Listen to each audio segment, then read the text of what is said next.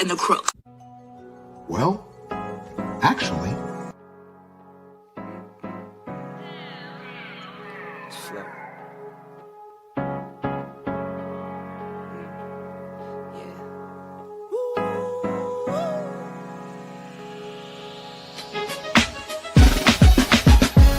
Yeah, I'm watching the rise, and I wouldn't say I'm shocked, cause I'm hardly surprised.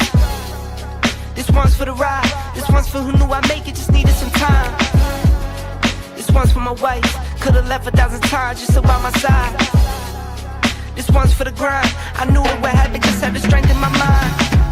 To the videos, they thought I was a black guy. That's hard to get over.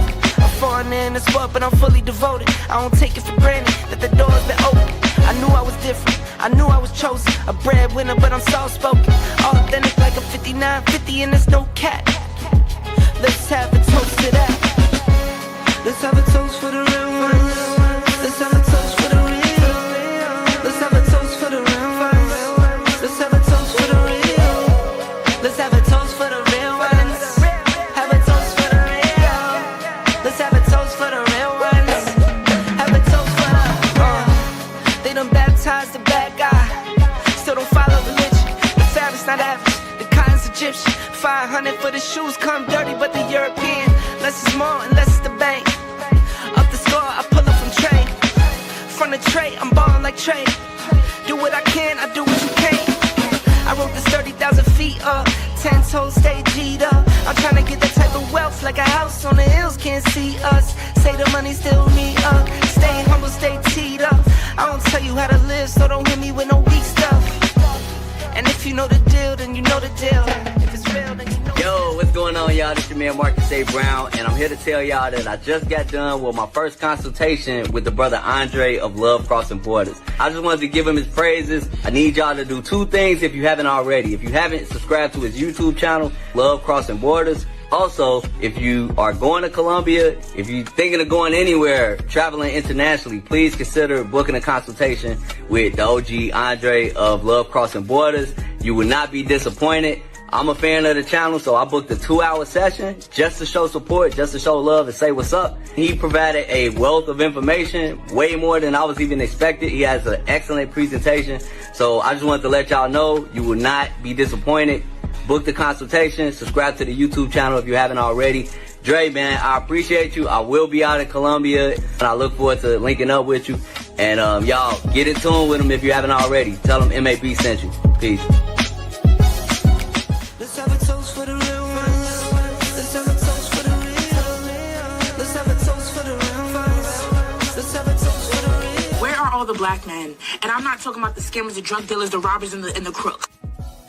Well, actually...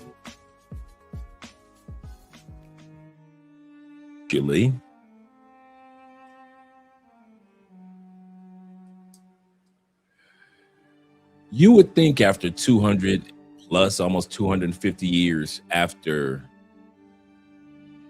the end of slavery, you would see more of us that are of the black descent unified.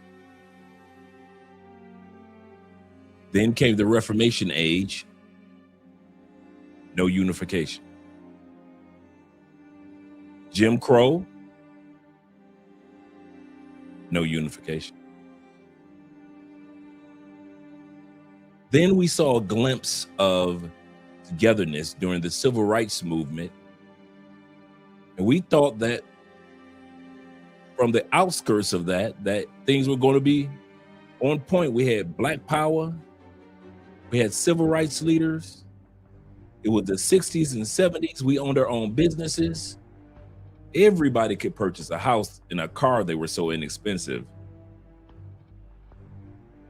Then came redlining of houses and the drugs. And the school to prison pipeline began. And that unification that we thought that we would finally see among black people, well, that never came. And due to the fact that never came, fast forward to those of us who have passports. Now, you think that finally, not just in the military or on business, seeing men of color travel would be motivating to other men and women back in the United States. But as the passport bros have found out over the last 4 to 5 years, that you become public enemy number one. You are not liked or appreciated in the Black community. And the number one reason, the plantation bros and sisters. There are Black people that are determined to prove that we do not need to exodus the United States. Now, we know everybody's not going to leave. Most people aren't going to leave the United States, but the few of us that have dared to tread into other countries, well, we've managed to piss off quite a few people back home on the plantation. This episode is about encouraging you who are thinking about, who are on the fence when it comes to whether you want to go travel for the first time in international waters, cross international seas, cross the air, whether you want to relocate to another country. This episode is dedicated to you because you're going to get to that point just like we did. You're going to get to that crossroads and you're going to have to ask yourself, are you going to be that passport bro, blue book gentleman, passport cartel, expat, enlightened man, enlightened woman? Or do you think the life that you have is the best life that God has for Black people back on the plantation? Do you really think that when Black people could afford to have houses in the 60s and 70s, and Black people were together in marriages at an 80% clip, do you really think life is better now or back then? Those are the questions that we're going to be asking ourselves tonight on Andre and Andres Love Crossing Borders. But until then, shout out to all you guys that are here. We're going to have some fun. We are going to have some fun tonight, gentlemen. This is one of those shows to keep you guys motivated who are thinking about relocating to another country or visiting another country for the first time or the 50th time. Doesn't matter. This episode is dedicated to those of you who are thinking about finally treating the United States for what it is. Our home is a corporation. It's still our home. I'll say this again. Our home is a corporation, yet it's still our home. We believe and love the United States, the country. Our country is still 'tis of thee. It's still sweet land of liberty.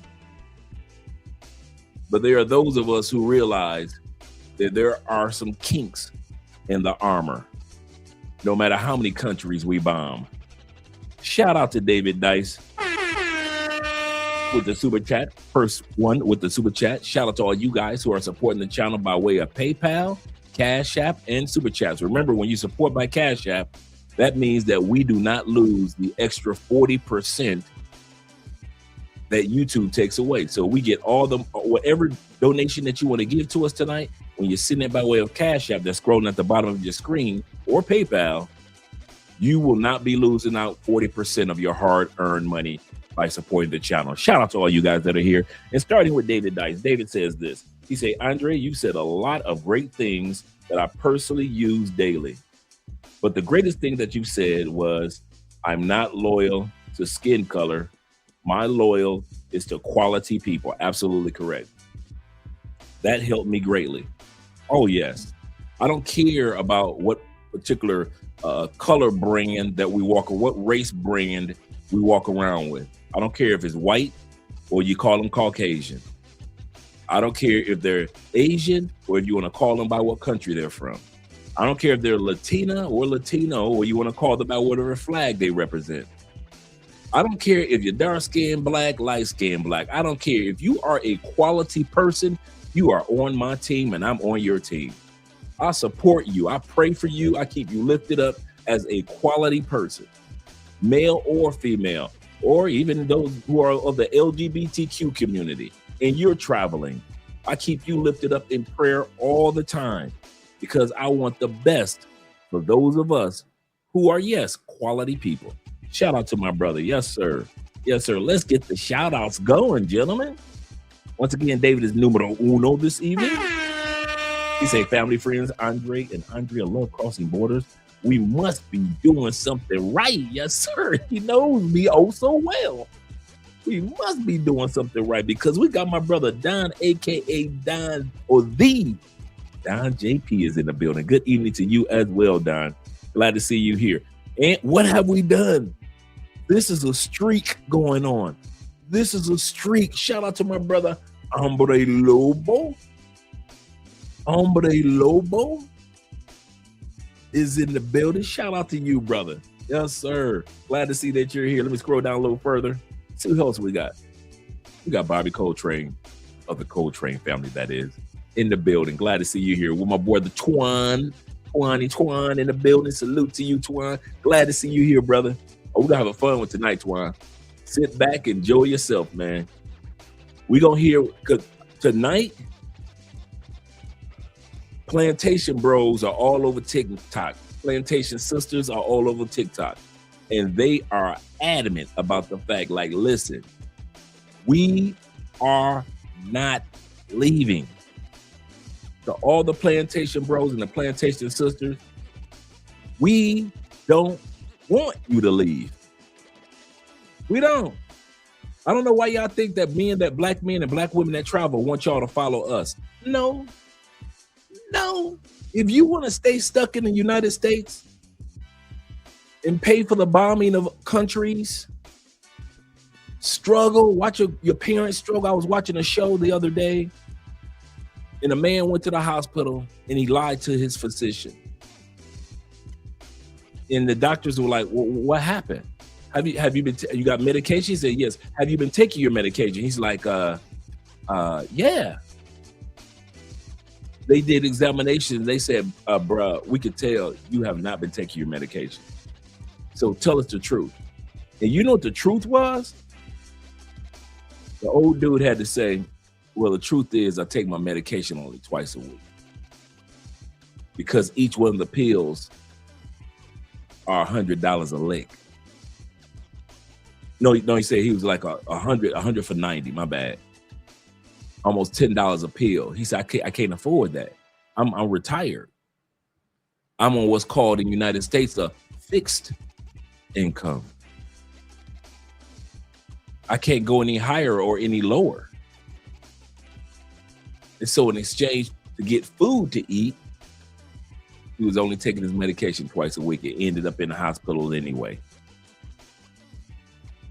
That's our country, 'tis of thee. That's America. And you're going to hear a lot of brothers and sisters talking about it. But before we talk about America, we got to talk about our Canadian brothers. I told this guy where I was from. He said, oh, Canada. Shout out to Black Nubian in the building. The Canadian boys are at it again. Yes, sir. Glad to see you here, brother. Glad to see you here. I mean that one. Let's scroll down a little further. Show some love to everybody. We got Twan. We got Self-Mastery in the building. Yes, sir. That's how you live life, Todd. Self-Mastery. Glad to see that you're here. Shout out to Todd in Bogota, him and his family, and all the things that they're doing down there. If you guys need any information on when you go to Bogota or places to stay or things to do, or you just need somebody to fellowship with when you get there, hit me up. I'll connect you with your man Todd. He might even do a consultation with you to walk you through. So, because Bogota, think about it, Bogota is like the 31st largest city in the world. So we're not talking about some small little city. It's way bigger than Medellin. We're talking about a city that's the size of New York. It's actually twice the size of Chicago, land mass. And it's right up there when it comes to population, when it comes to New York City. So if you need somebody that's going to show you some love in Bogota that speaks fluent Espanol, That's the brother right there. Shout out to my man Todd, man. And make sure you guys, hey Todd, do me a favor. Drop the link to your YouTube channel so guys can subscribe to your YouTube channel as well. Yes, sir. Once again, David Dice in the building. He say, family, Andre and Andrea, we have another live. We must be doing something right. Yes, sir. And my man Bronx is in the building. Glad to see you're here, man. Glad to see you here. As well as Ellis. Yeah. I mentioned this last year that World War III will not be among the large countries. I'm going to stand on this.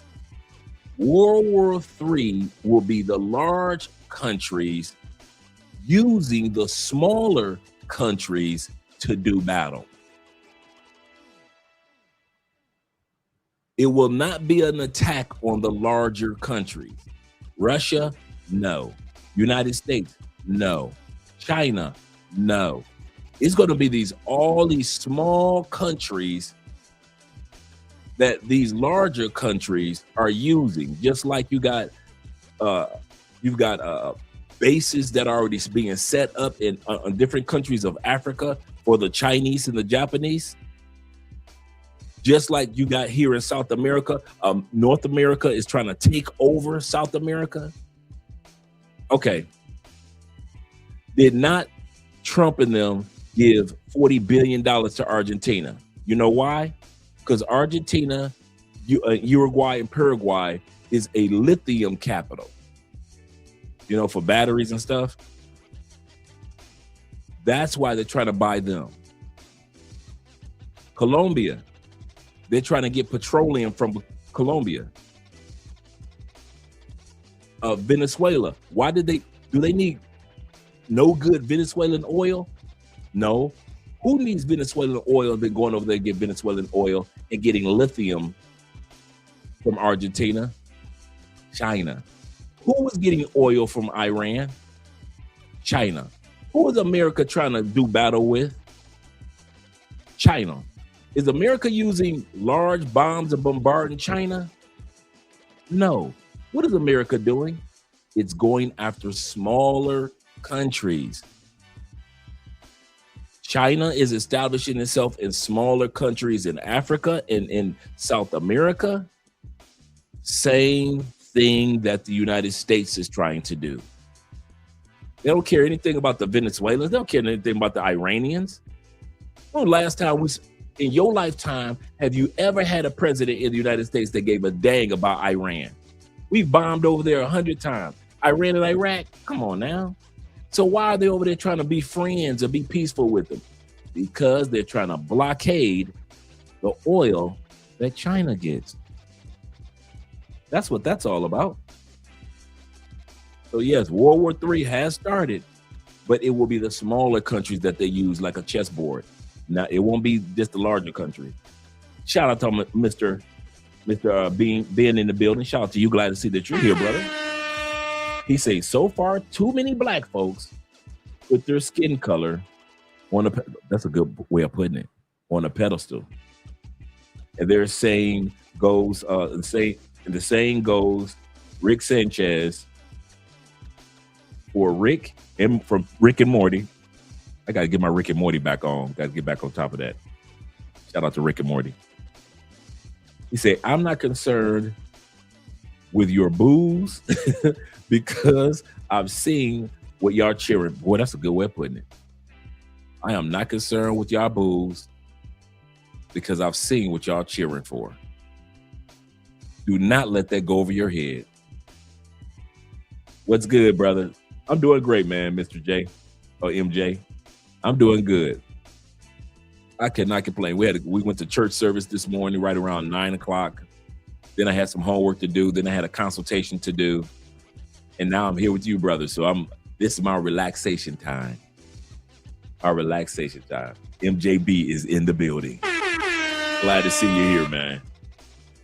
My brother Kenny Peoples. I got a couple of really good videos from you, Kenny, this week. Shout out to you, man. I'm going to be using some of those this week. Kenny said, this Bama, Aki, done traumatized us last night with Big He said, taxis Damn you, Dre. That was a fun episode. I was telling my man Sean today. I said, did you see the tax season episode? He was like, no, I ain't see it. I said, man, brothers was mad last night because a whole live stream full of big girls. I am going to make up for you guys this week. We're going to be doing the Lasian episode. We're going to be doing number 2 of the Lasian episode. What's the Lasians? The Latinas that are Asian. So this week, probably Monday or Tuesday, Monday, we'll be doing the episode of the Lasians. Yes, sir. Yes, sir. Yes, sir. If we don't do it Monday, tomorrow, we'll be doing it on Wednesday. So I'll be making up for that for that episode. You guys did not like that episode last night. Let me scroll down a little further. Shout out to my brother being in first class. He's always first class. Yes, sir. He said, hey, yo, all right. He said, what's up, family? World War II or World War III is among us. Might as well get the World War III t-shirts going. Yes, sir. I'm collecting data in the building as well as my brother Keith Hamilton. Yes, sir. Shout out to my brother Keith and representing. Glad to see. Shout out to all the truck drivers out there, man, doing your thing. Keeping the roads, keeping all the products that we need going smoothly. And shout out to my brother, Mr. Darkest himself, the navigator. He says this, and they can say what they want right here in America. Meanwhile, I'm out. See ya. Yeah, I'm the same way, man. They can talk all they want. You're going to hear that tonight, man. I kid you not. We're going to talk about, before we get started, we're going to take just a few moments out to talk about some of the things you're going to hear tonight that I keep hearing over and over and over again being regurgitated by Black people in the States. They say not traveling is like reading one page of a large book. That's a good way of putting it. Whoa.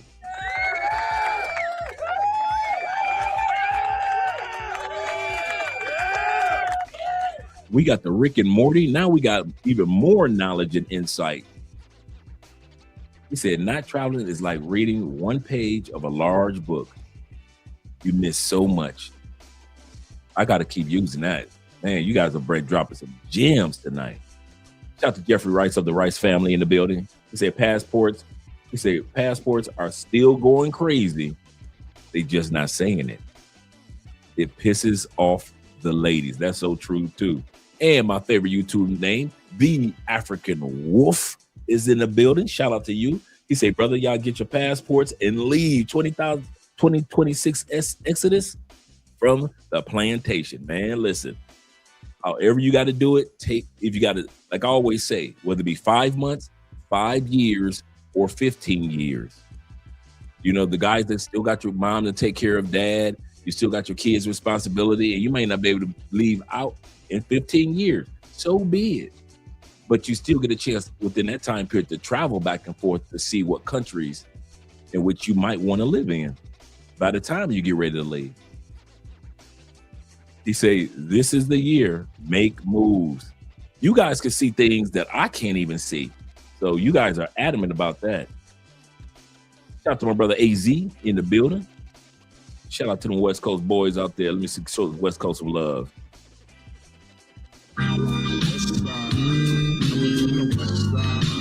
Show the West Coast some love. Yes, sir. Shout out to Bing in the building as well. Glad you see. He said, what's up, Dre? He said, how you feeling this Sunday night? Man, I'm feeling pretty good. I feel pretty good. I'm excited. Anytime I get a chance to talk about those of us who are either planning to leave the United States someday or who have already left, compared to those that are going to still be there, I love these episodes. Because they keep saying the same thing over and over and over again. We're going to get to it in a second. Over and over again. They just keep repeating the same thing. We're like, come on, dude. Give us something else. Another reason why y'all stand in the States. Give us another reason. So we're going to talk about some of the things that they say. Shout out to man. Oh, we doing good tonight. We doing good tonight. We got my man Chris Jeezy in the building. Yes, sir. He said, I'm late. He said, I started from the beginning. He said, I'm 7 minutes behind. He said, you got to get the playbook on the first 16 6X, yes, sir. Yes, sir. And we also doing good tonight because we got Big Brother in Life in the building. Yes, sir. Glad to see you here. He said, Big Girl said, choosing fee going up this year. Yes, sir. Big Girl's like, listen, you're going to have to stay around a little bit longer this tax season. You can't just leave on May 1st. You can't just leave her on May 1st and then come back next year. Jeremiah. There we go. There we go. I love some good old-fashioned scripture. Let me write that down. Jeremiah 49. Current events. Cool. Perfect. Make sure I got it. There we go. All right. I got my Amplified Bible right here. For us blind folks, you see how big my Bible is. For us blind folks, it's got the Amplified. So when I'm in church, I got the big letters if I don't have my glasses on with me. So yeah, shout out to you, brothers. And then I also got another one that's from Todd, as a gift from Todd. That's an English and Spanish Bible. I have that as well that I enjoy. Shout out to Todd. Shout out to my man Derek Wee in the building. Derek says this. We got 95 in a bit. Shout out to you guys. I might not be able to get everybody in. Shout out to you guys. He said, I'm glad that I'm overseas in Southeast Asia with all that. Dude, we're going to talk about that in a second, man. We're going to talk about that in a second. Shout out to my brother, the mixed American in the building once again. He said with the Philippines and with Richie Mack, aka Zoom to Thailand. He say to you, yes sir, W to you, or welcome or hello to you, Andre. Appreciate you, man. Really do, man. I love when you guys show up. Let me scroll down, make sure I got everybody, such as my brother Nick is in the building. Good evening to you, brethren, as well as my brother Kofa in the building. We got Flicky Sticky tonight. What did we do right? Sir, he said we don't negotiate with terrorists. I agree with that. They're trying to terrorize our passport movement, man. They're trying to terrorize our passport. Dre. Hey, Dre, they're trying to terrorize our passport movement. We're not going to let them do that, man. He said 2026 Exodus period now. He said if not Colombia, then Europe, yep. Either way, I'm planning. And we also got my brother AMSM in the building. Salute to you, a man supporting men. He said, Dre, can you do an episode on trying to convince our parents who are elderly? You know what? This is gonna touch on that tonight. And I've been kind of like, tonight's episode originally was going to be dedicated to seniors that need to relocate. So I'm going to be doing an episode in regards to that. Tonight's episode kind of did a twist as I was doing the homework, but it was supposed to be about seniors that have relocated and the reason why others haven't. So just like we're doing the one with Black people tonight, this upcoming week, we're going to do the one with seniors. Yes, sir. That's a good point. You and I on the same wavelength, Dave. E-Man Perry is in the building as well. Shout out to E-Man, my boy. And El Patron. Yes, sir. He said, what's good, Dre? He said, salute everyone. He said, I'm rocking Latafa Assad Elixir tonight. You know what? I'm going to join you because I didn't put on the cologne yet.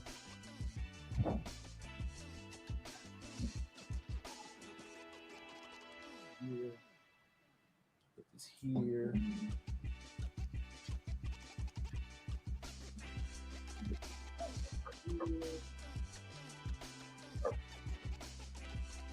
Yeah, I didn't grab a cologne for tonight. So cologne for tonight is going to be wait a minute, I got the wrong one. I just grabbed the wrong one. I got a Latafa Assad elixir. But it's sitting all the way in the back. So I'm going to just do the Nitro Intense elixir. We've been talking about this the past couple of days. This is a clone of like a $20, $25 clone of YSL Myself. Excellent cologne for a dude. If you want to smell good for the ladies, this is one. This is a clubbing scent, good sex scent to have sex in. The church, the office. YSL Myself is excellent. I've got the elixir in the back, all the way in the back. That's the cologne of the night. Shout out to all the elixir wearers. Okay. Ooh, that smells good. Bobby Coltrane says, new year, new energy, new direction. Shout out to you, brother. Shout out to official Kobe being in the building as well.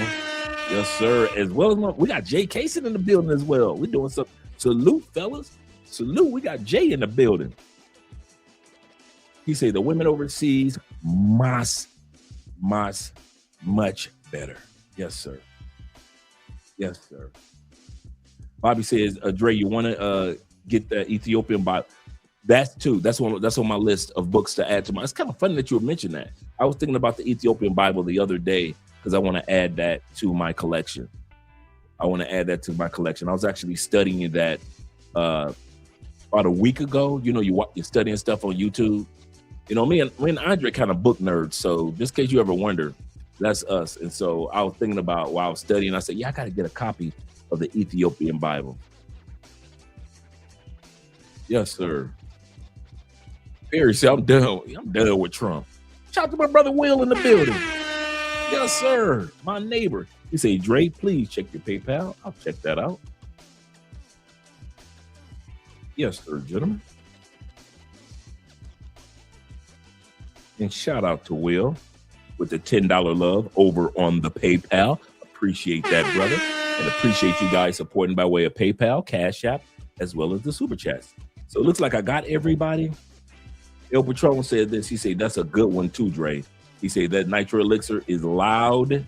It's really beast mode scent. Yes, it is. It's a beast mode scent, but it's good, guys. It is a beast mode. You're going to get smelled, but you're going to smell good even from afar. And last but not least is our brother Tevin King. Salutations to everyone in the chat. Please hit that like button on your way in. Thank you. Yes, sir, gentlemen. Let's get ready to get started. We got 87 people in the building. Let's get ready to get started. I'm going to change the music over. I want to talk about two things real quick in regards to this particular subject. You know, the plantation bros versus the so-called passport bros or expat movement.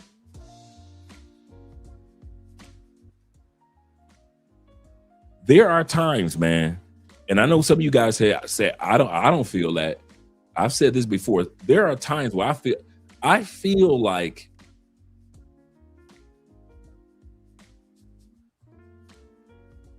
I'm on a rowboat.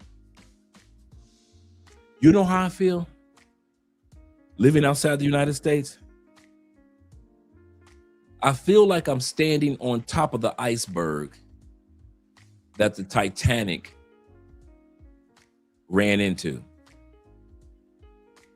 A lot of people talk about the boat, talk about the lifeboats. I've heard talk about the boat who they try to reach out to the Titanic, but they never got any help. Nobody talks about the iceberg. The Titanic didn't survive, but the iceberg did. The iceberg did not sink. It still was there. I feel like I'm standing on top of the iceberg with a lot of you guys. We're just standing there and we're looking down and we're seeing all these people running back and forth across the deck of the United States. We're seeing children, people of different races, economics, status. We're not in the rowboat looking up. We're literally on the iceberg looking down, and we watching it all unfold. And there are rich people that can't believe that the Titanic is going down, but it's going down. There are poor people that are running from the lower level to the top level, trying to find a way to get off, but It's going down. Older people, little kids running back and forth. And all we can do is just stand on the iceberg and watch it go down. And I feel like that quite often. I have to pray about that. There's sometimes, I kid you not, man, I have to step away from America and what's going on over there. That's how tragic it is. I can't keep watching ICE. I can't keep watching police brutality. I can't keep watching sisters that are with the fake baby hair and the giant eyelashes. I can't keep watching sisters brawling and fighting all the time in public. I can't keep watching white dudes get knocked the hell out because they keep saying the word nigger. How about I put it like that? There's only so much of America that I can take, bruh, while standing on top of the iceberg. If I was in it with you guys, and I mean this, I'm not being a smarty. I mean this. If I was in it, I probably wouldn't notice everything that's going on around me because I would be in Tampa, and I would only focus on things, for the most part, what's going on in Tampa. And I would be like you. Things are so expensive. I would be distracted with making money only. I wouldn't think about family. I have a few friends, but I really wouldn't notice the United States on a macro scale. But that's not now. And there are thousands of us that have used our passports, and we're standing on top of that iceberg that the Titanic slammed into, and we watching y'all sink. And y'all think we don't know what we're talking about, and we're literally watching you sink. America will never. We hope it doesn't. Nobody's hoping evil on America. If you hate America, we don't hate America. We're just standing on top of an iceberg, and we see what we see. Tonight, you're going to hear some things from Black people. Shout out to our people. The reasons why they decide to stay. Number one, we built this country. We built this country. We ain't going nowhere. We put all of our blood, sweat, and tears into this country, and we ain't going nowhere. Yeah, and distracted by the Epstein files. True. We ain't going nowhere. I say to you, yes, Black people built America. Black people, you also built all 54 countries of Africa. Black people, you also built Europe for 700 to 800 years. You ruled Europe. Black people, first emperor of Japan, or was it China, was Black. You were ruling Asia. Black people, in Mexico, you migrated also to South America long before slavery. You were in North America before slavery began. You built them all. Black people, to say that you built America and forget the fact that you built all of them is a travesty.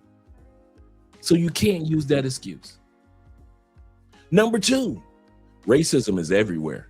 That's another one you're gonna hear tonight. Racism is everywhere. I might as well stay here in the United States. Racism, there is no country that you go into right now, for the most part that I've heard of, where they lynching Black folks. Oh, they do that in America though. They still lynching y'all. I have not heard any countries, even UK, even the brothers in the UK got complaints, but they ain't getting lynched. Y'all still getting lynched in the States. When the last time, even though racism is everywhere, when the last time y'all saw somebody in another country have white folks walk in their church and delete all their grandmamas and grandkids like they did in the Carolinas, like they did when the white boy went up to Buffalo and went to Target and deleted all the mamas and the grandmamas and the uncles and everybody? Did it happen in what other country? Brazil? Nope, ain't happened in Brazil. Oh, had it happen in Argentina? Nope, ain't happened in Argentina. They the most racist country in the world, it seems. But they ain't going up in no churches deleting people like the United States. I and other men have been driving here in South America, ain't never got pulled over. I have never experienced driving while black, except for in the United States. So you can't use that. Well, racism is not your type of racism. The racism in most countries are systematic. You can see it when you go into a store and there are no black clerks in that mall store. That's systematic.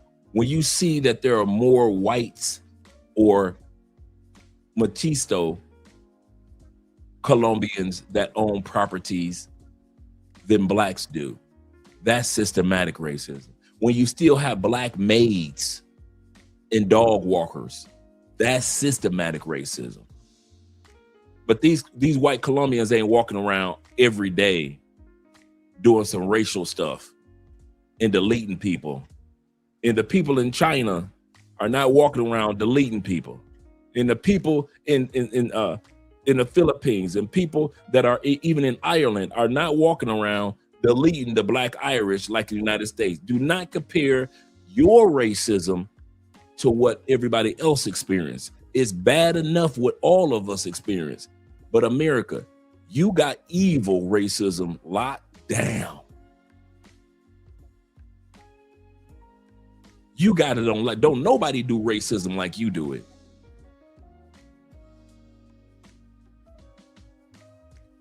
So we already talked about the fact that I don't want to leave because we built this country. Number 2 was racism. Number 3 that you're going to hear tonight, we're just going to talk about 3. The top 3 reasons that black people don't leave are ancestors. Our ancestors are buried on every continent because we built every continent. If I hear another black person talk about, I'm not leaving because my ancestors put in the work, what would they say about it? They would turn over in their graves if they knew that we sat back and we just left America. Once again, we don't expect most of y'all to leave anyway. We don't want most of y'all to leave. Do you think we want Pookie, Ray Ray, Nook Nook, Nook Nook's mama, Nook Nook's auntie, Man? You think we want Man out here with us? Hell no, y'all stay right where y'all at. But don't use the ancestors as an excuse. You know, our ancestors built the White House. Our ancestors invented this and invented that. We did that across. If we want to talk about the ancestors, our ancestors were the one that built the libraries in Europe. If it wasn't for our ancestors building Europe, our ancestors were the one that taught white people how to wash their ass, which they still ain't learned how to do. Our ancestors.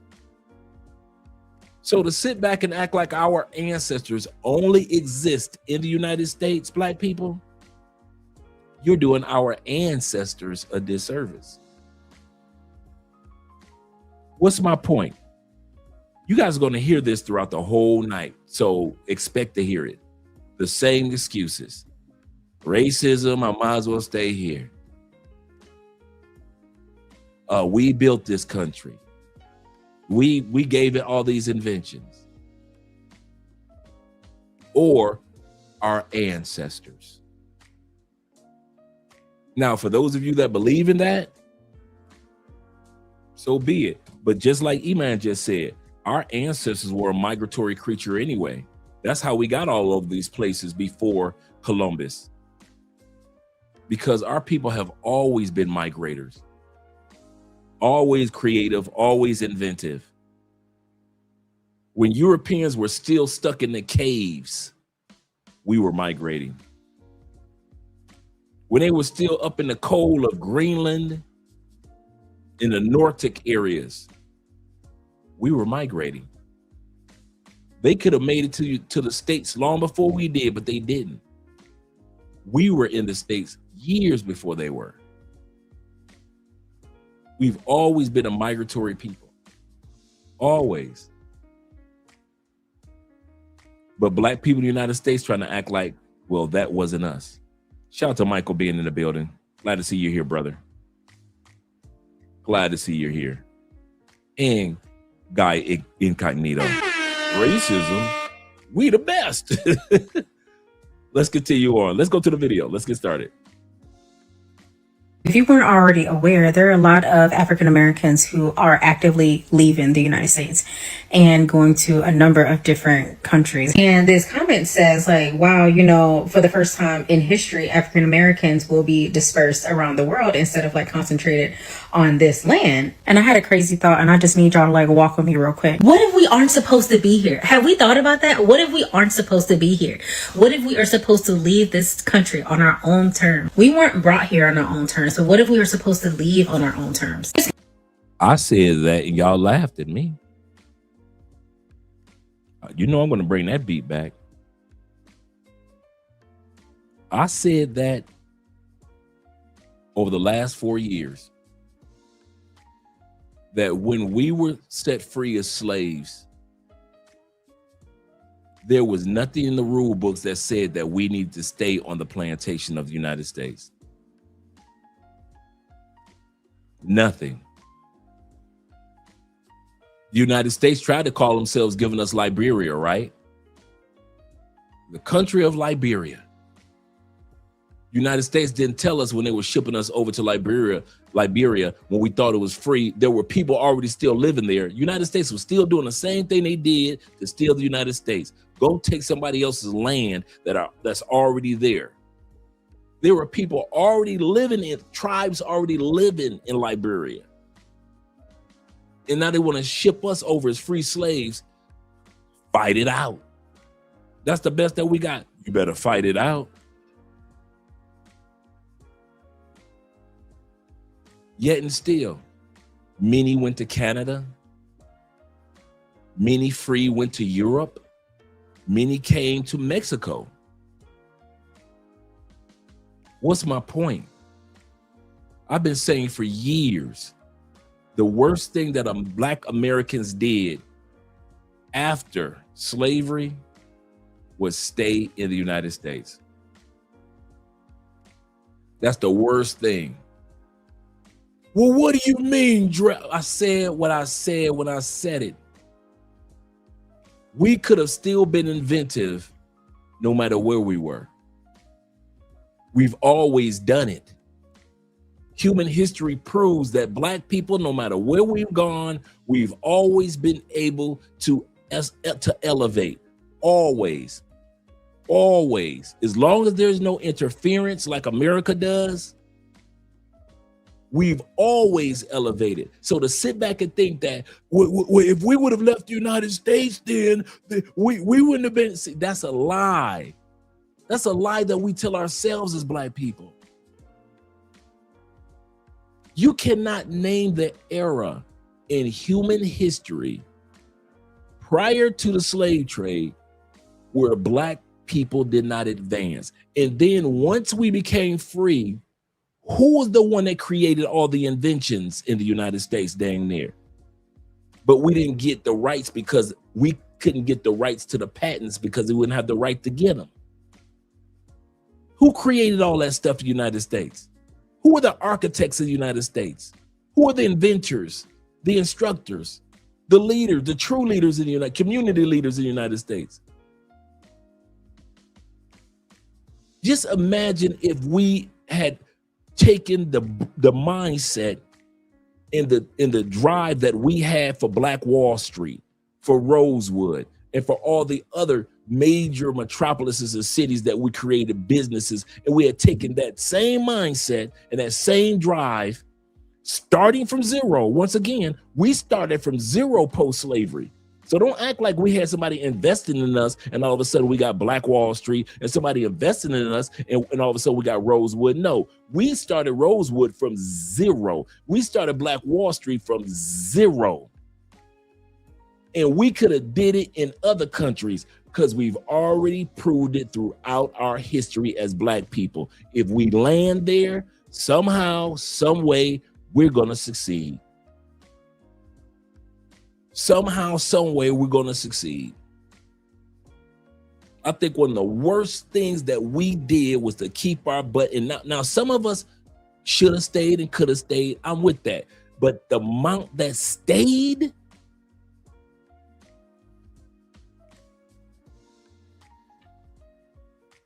we wouldn't have had to worry about think about it. Wouldn't have had to worry about the civil rights movement. Wouldn't been there to care. Wouldn't have to worry about redlining of our communities to where Black people can only buy houses here, but whites and others can buy houses in these other areas. Didn't have to worry about the fact that we couldn't get bank accounts or bank loans for businesses. Didn't have to worry about how many times insurance companies in the United States robbed us blind, even though we have been paying on that policy forever. But as soon as your pawpaw died, grandma couldn't get the money. And so grandma lost the house and had to sell it to the white bank. None of that would have happened if we would have left in masses. Our Rosewoods would still be in existence today in another country. Our Black Wall Streets would be Black Wall Streets, cities, metropolises, uninterrupted. If we'd have just left. There was no rule, no law written that says that we were to stay. We stayed because we didn't know any better. And anybody that told us that we could be free, we thought they were lying. Just like Harriet Tubman said, I would have freed more slaves if they had known that they were slaves. Let's bring that beat back. Let her ride. If you weren't already aware, there are a lot of African Americans who are actively leaving the United States and going to a number of different countries. And this comment says like, wow, you know, for the first time in history, African Americans will be dispersed around the world instead of like concentrated on this land. And I had a crazy thought, and I just need y'all to like walk with me real quick. What if we aren't supposed to be here? Have we thought about that? What if we aren't supposed to be here? What if we are supposed to leave this country on our own terms? We weren't brought here on our own terms. So what if we were supposed to leave on our own terms? It's kind of crazy how you fight for the same thing for 400 years and, you know, what do you get from it? And I'm not taking away from our ancestors and all of the strides that they made. What I'm saying is when you do something over and over expecting a different result, that is the definition of insanity. Is she lying? If you do the same thing over and over again since post-slavery, every time we build a community, they tear it down. Every time we do something as a group, they distract us. We wonder, and some of you guys don't even do the homework on this one. We wonder why so many immigrants were able to start businesses in our community. Did you know that by law, you can look this up. Did you know that by law, the Asian community, as well as other immigrant communities, could not get business loans to start a business in their community? They could not get loans to start a business in their community, their own community, for years. But the federal government said this: the loophole is you can get businesses to start in the Black community. You can't come to our community.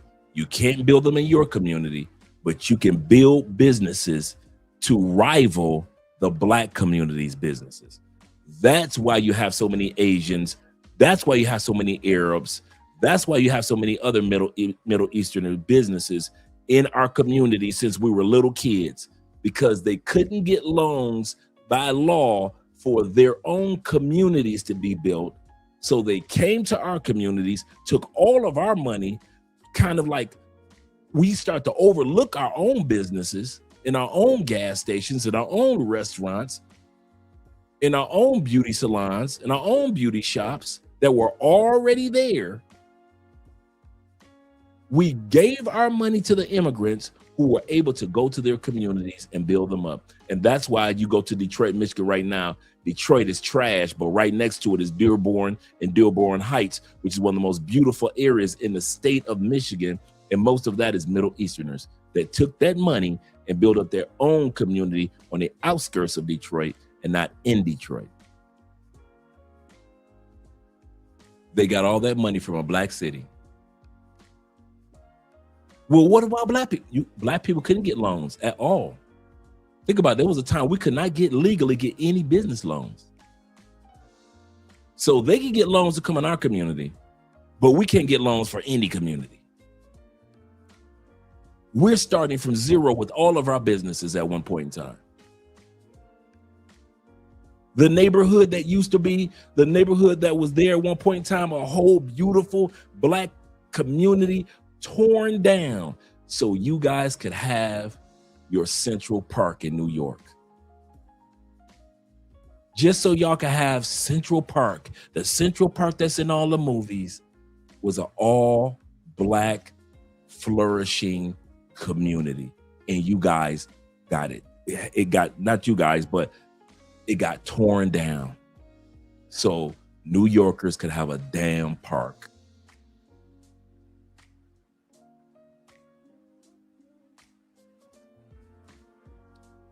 And y'all wonder, and you want to question us on why we left. No matter how many times you try to do something in the United States, they're going to come up with a game plan. No matter how stoic you are and how respectful you are, just like the white dude with Tourette's during the award ceremony a couple days ago, just want to yell out in the crowd, bitch, nigga. Let's say you do got Tourette, got you. But that means that those terms are in your soul. The Bible says from the heart, the mouth speaks. Even though you dudes got Tourette, you meant what you said about calling those two actors bitch niggas. How many years are we supposed to put up with this? And for the guys that talk about your ancestors, okay, let's talk about ancestors for a second. Let's talk about the ancestors. The only reason I'm here because I don't want to let down my ancestors. Fathers, all you fathers out there, what is the goal of most fathers for their sons? What's the goal for your son to have a better life than you have? No matter how great you are at what you do, your dream is that your next generation does better. So do you think us staying in the States was the dream of our forefathers? For you not to be able to afford live in a country where you can't afford a car because the average just regular old Toyota Ford Taurus is $50,000 now. Was it the dream of your ancestors for you to live in a country where you can't afford even medical pills or medication? At least you can't afford an ambulance. That was the dream of your ancestors, huh? Redlining was the dream of your ancestors? Jim Crow was the dream of your ancestors. Whenever you apply for a job in the United States, you got to worry if your name sounds like it's Black, because they'll put it at the bottom of the pile or just discard it. Was that the dream of your ancestors, that Your job application goes to the bottom of the pile on average.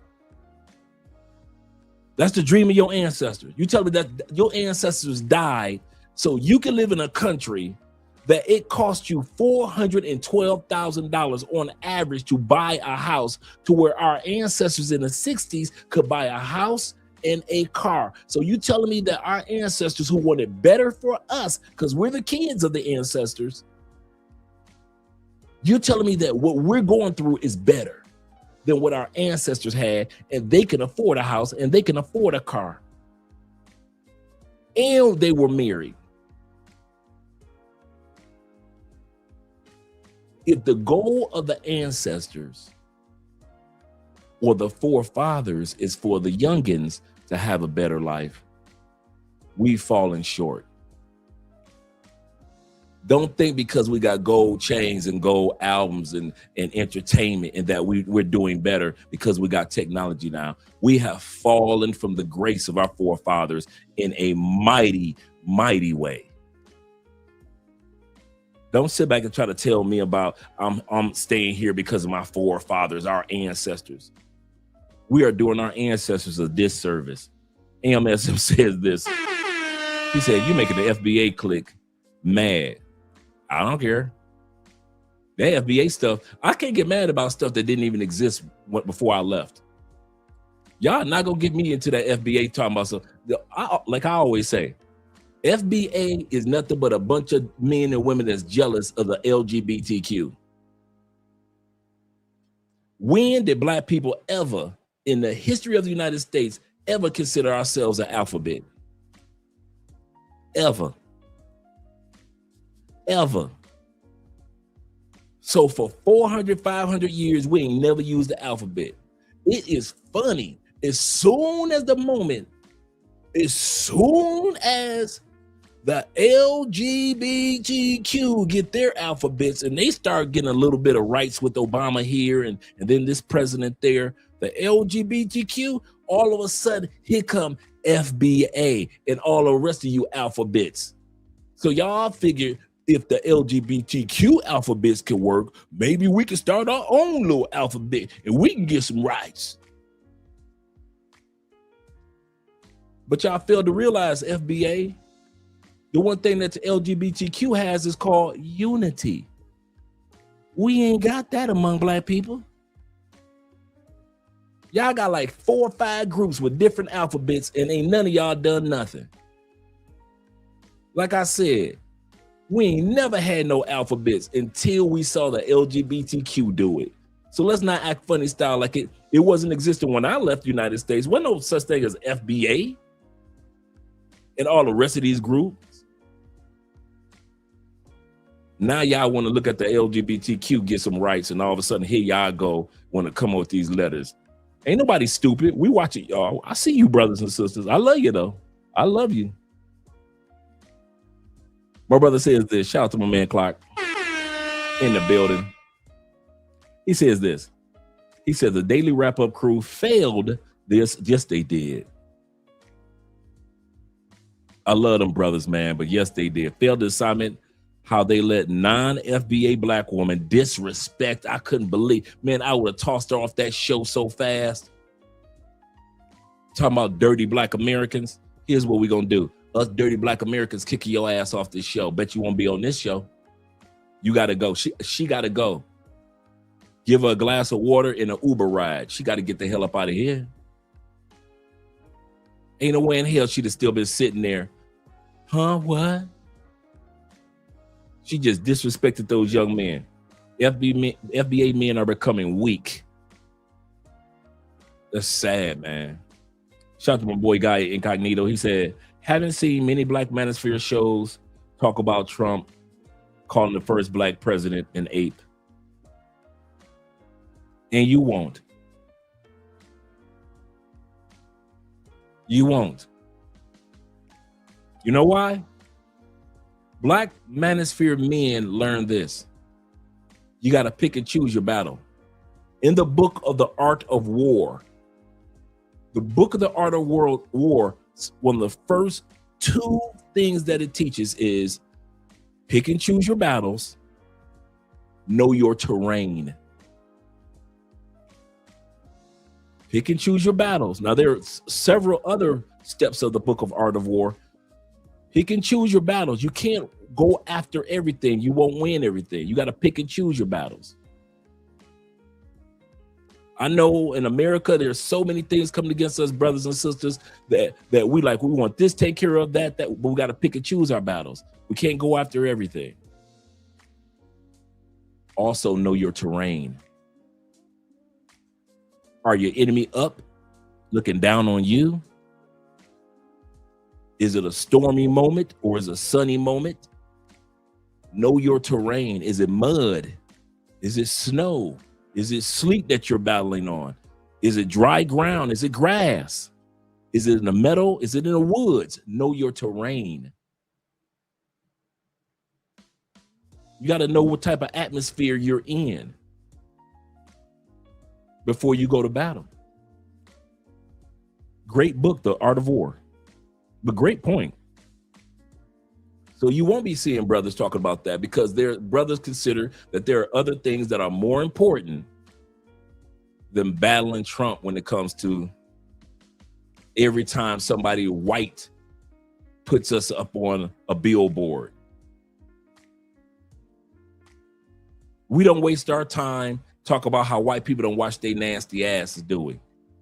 We all know that most white people don't wash their ass, from your most famous female actress, just your Angelina Jolie's to Brad Pitt's. Nasty mother, we know that. But we ain't got no time to be talking about them all day long.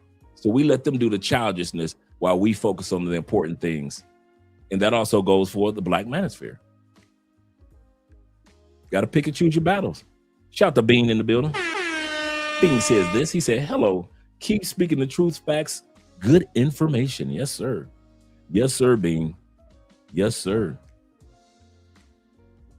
Yep, we got to pick and choose. Shout out to Charles in the building. Shout out to Charles. And my brother 313. Charles says this. He said, I've been out of the United States for 5 years. He said, I'm never moving back. Charles in Mexico. Yes, sir. And 313 in the building. You better back the fuck up out my face, goddammit. I'm from Detroit, Michigan. Don't play with me. Don't play with him. Yes, sir. Don't play with him. Let's continue on, gentlemen. Let me shut up for a minute. Strides. So it's really interesting how Black people get judged for leaving the US, but nobody questions white Americans or, Europeans who do the exact same thing. So let's talk about that for a second, because people act shocked when Black Americans say, I want a better life, or I want a better quality of life outside of the US. But here's the thing though. People have been leaving America for decades. This isn't new. This isn't some TikTok trend. This isn't a mass exodus out of nowhere, or a great migration out of nowhere.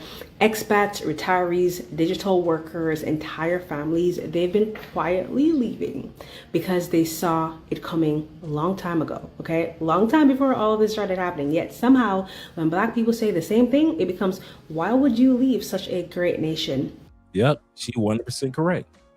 When I got turned on to relocating, the modern day relocating, watching the military brothers come back and forth. Shout out to all you military men and ladies. But what got me was, I always I always watch news and tech and futuristic stuff, right? And so I came across the digital nomad movement in 2010 and 2011. And I was seeing all these white people moving to Bali, Indonesia, Portugal, Mexico. And so I just started looking at headlines and I was like, digital nomad. But going one ear out the other. But you're keeping up with it because it keeps coming out in different news headlines and magazines. You're reading the Economist magazine and you're like, or you're reading the Wall Street Journal. And then all of a sudden they do a special article on the new movement called the digital nomads. You're like, what? And so you start taking it a little bit more serious. So I'm watching these white people, kind of create lives. And here's the part. Ain't nobody complain. When white people say, I'm out of here, I'm gone, Black people didn't complain, Asian and white people did not complain at all.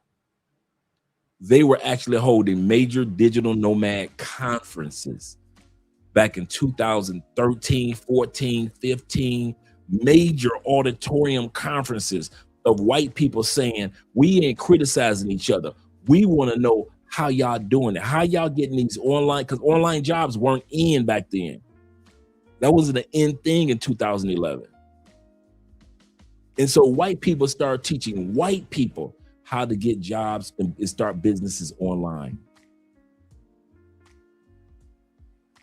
How to do it online. Then came brothers and sisters, and all hell broke loose. As long as Latin people doing it, Middle Eastern people doing it, Asian people are doing it by traveling back and forth, white people do it, ain't nobody said one word. As soon as black men and women started leaving the United States, the number one critics are black people trying to tear us down to keep us from going. That's what she's saying. Ain't nobody open up their mouth about white people. But as soon as black men and black women started migrating and traveling and going to check out other countries and saying America ain't what it's all cracked up to be, everybody got 2 cents to say about it. Where were y'all when white people was doing it? What about when Asian people travel back and forth to their countries and they making money over here, but then they going back home? What y'all ain't say nothing about that? As soon as black men started working with individuals such as Theo, trying to introduce us to IT and introduce us to cloud engineering, everybody want to run off at the mouth. Soon as Aaron and other guys created the Passport Bro website and Facebook page and apps, everybody got something to say. If a black man does it, it's amazing how it's problematic and it's evil and there's a cloud over it. And the number one people that's on social media trying to tear us down are our own people. All they had to do was, all black people ever had to do was open up a history book and you would see that we have always been a migratory people. There has never been an era in human history where black people didn't migrate and rule wherever we migrated. But people in the United States want to criticize us. People in the United States want to criticize us. Shout out to King Pure Energy in the building. He says this. He said, I'm Haitian. He said, I will tell you, my people are disrespect. Aren't they? Aren't they? He said, I called them out because I know our fearless leaders would be rolling in it. Our fearless leader would be rolling in his grave. Absolutely correct, brother. Absolutely correct. But can't nobody check my people. That's the sad part. Can't nobody check our people. Just like I made the statement about the LGBTQ, I know that hurt a few of y'all feelings. No, it didn't. No. FBA. What, FBA was before LGBTQ? FBA was before LGBTQ.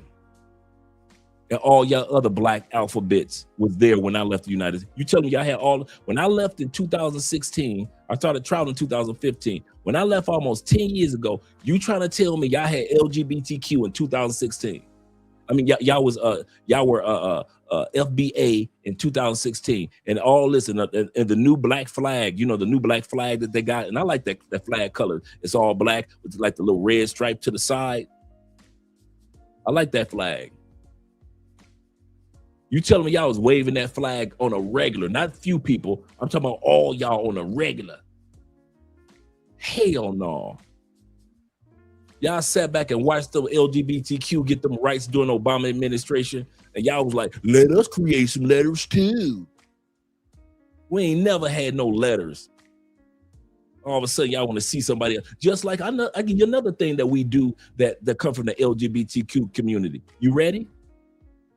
Partner. Black men and black women in the history of the United States have never used the word partner when it comes to talking about relationships to each other. She's my partner. No, that came from the LGBTQ community, because that's what they used to call each other before they could legally marry. So they would say, well, I have a partner, or this is my partner. Then here we go. Black women start using it. And now black men over like the last 3-4 years, here y'all go with my partner. Like, I'm looking at y'all like, Negro, you what? So now I gotta ask you, are you LGBTQ or are you married? And I'm not coming at you. I'm asking because it used to, when you heard that term, it only reflect the LGBTQ community. But now black women took it and started calling you guys partners. And all of a sudden here y'all black asses talking about something. Well, my woman's my partner. What the hell? Can the LGBTQ have something that belong to them? Because we using their stuff. We all of a sudden making letters, and all of a sudden we're using the term partner. What else we gonna take from the LGBTQ? We gonna start wearing makeup, men? I'm so serious. Let's not pretend like we ain't seeing what we seeing. That's why I love not living in the States anymore. That's another reason. I ain't got to lie to black people no more about what black people want me to lie to them about. I and you no longer have to lie to black people about things that black people want you to lie to them about. I can tell the truth. If you stay here, cool. If you leave, cool. I'm gonna still tell you the truth because I love you. I'm gonna tell you the truth because I love you. You ain't got to worry about Dre lying to you because I get no benefit from lying to you.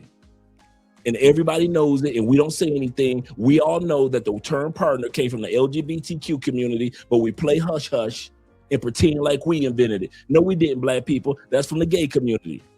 We try to pretend that alphabet letters came from us, the FBA. That didn't come from us. That came from the gay community. But we all knew it, but nobody said anything on camera. I'm letting you know. I'm tired of lying to black people about stuff that you want me to lie to you about. I'm tired of it. There are enough content creators that will tell you barefaced lies that you can enjoy. You can enjoy their lies all the live long day.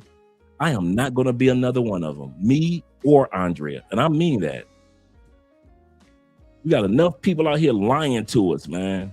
Last thing we need is another person out here telling us some more lies.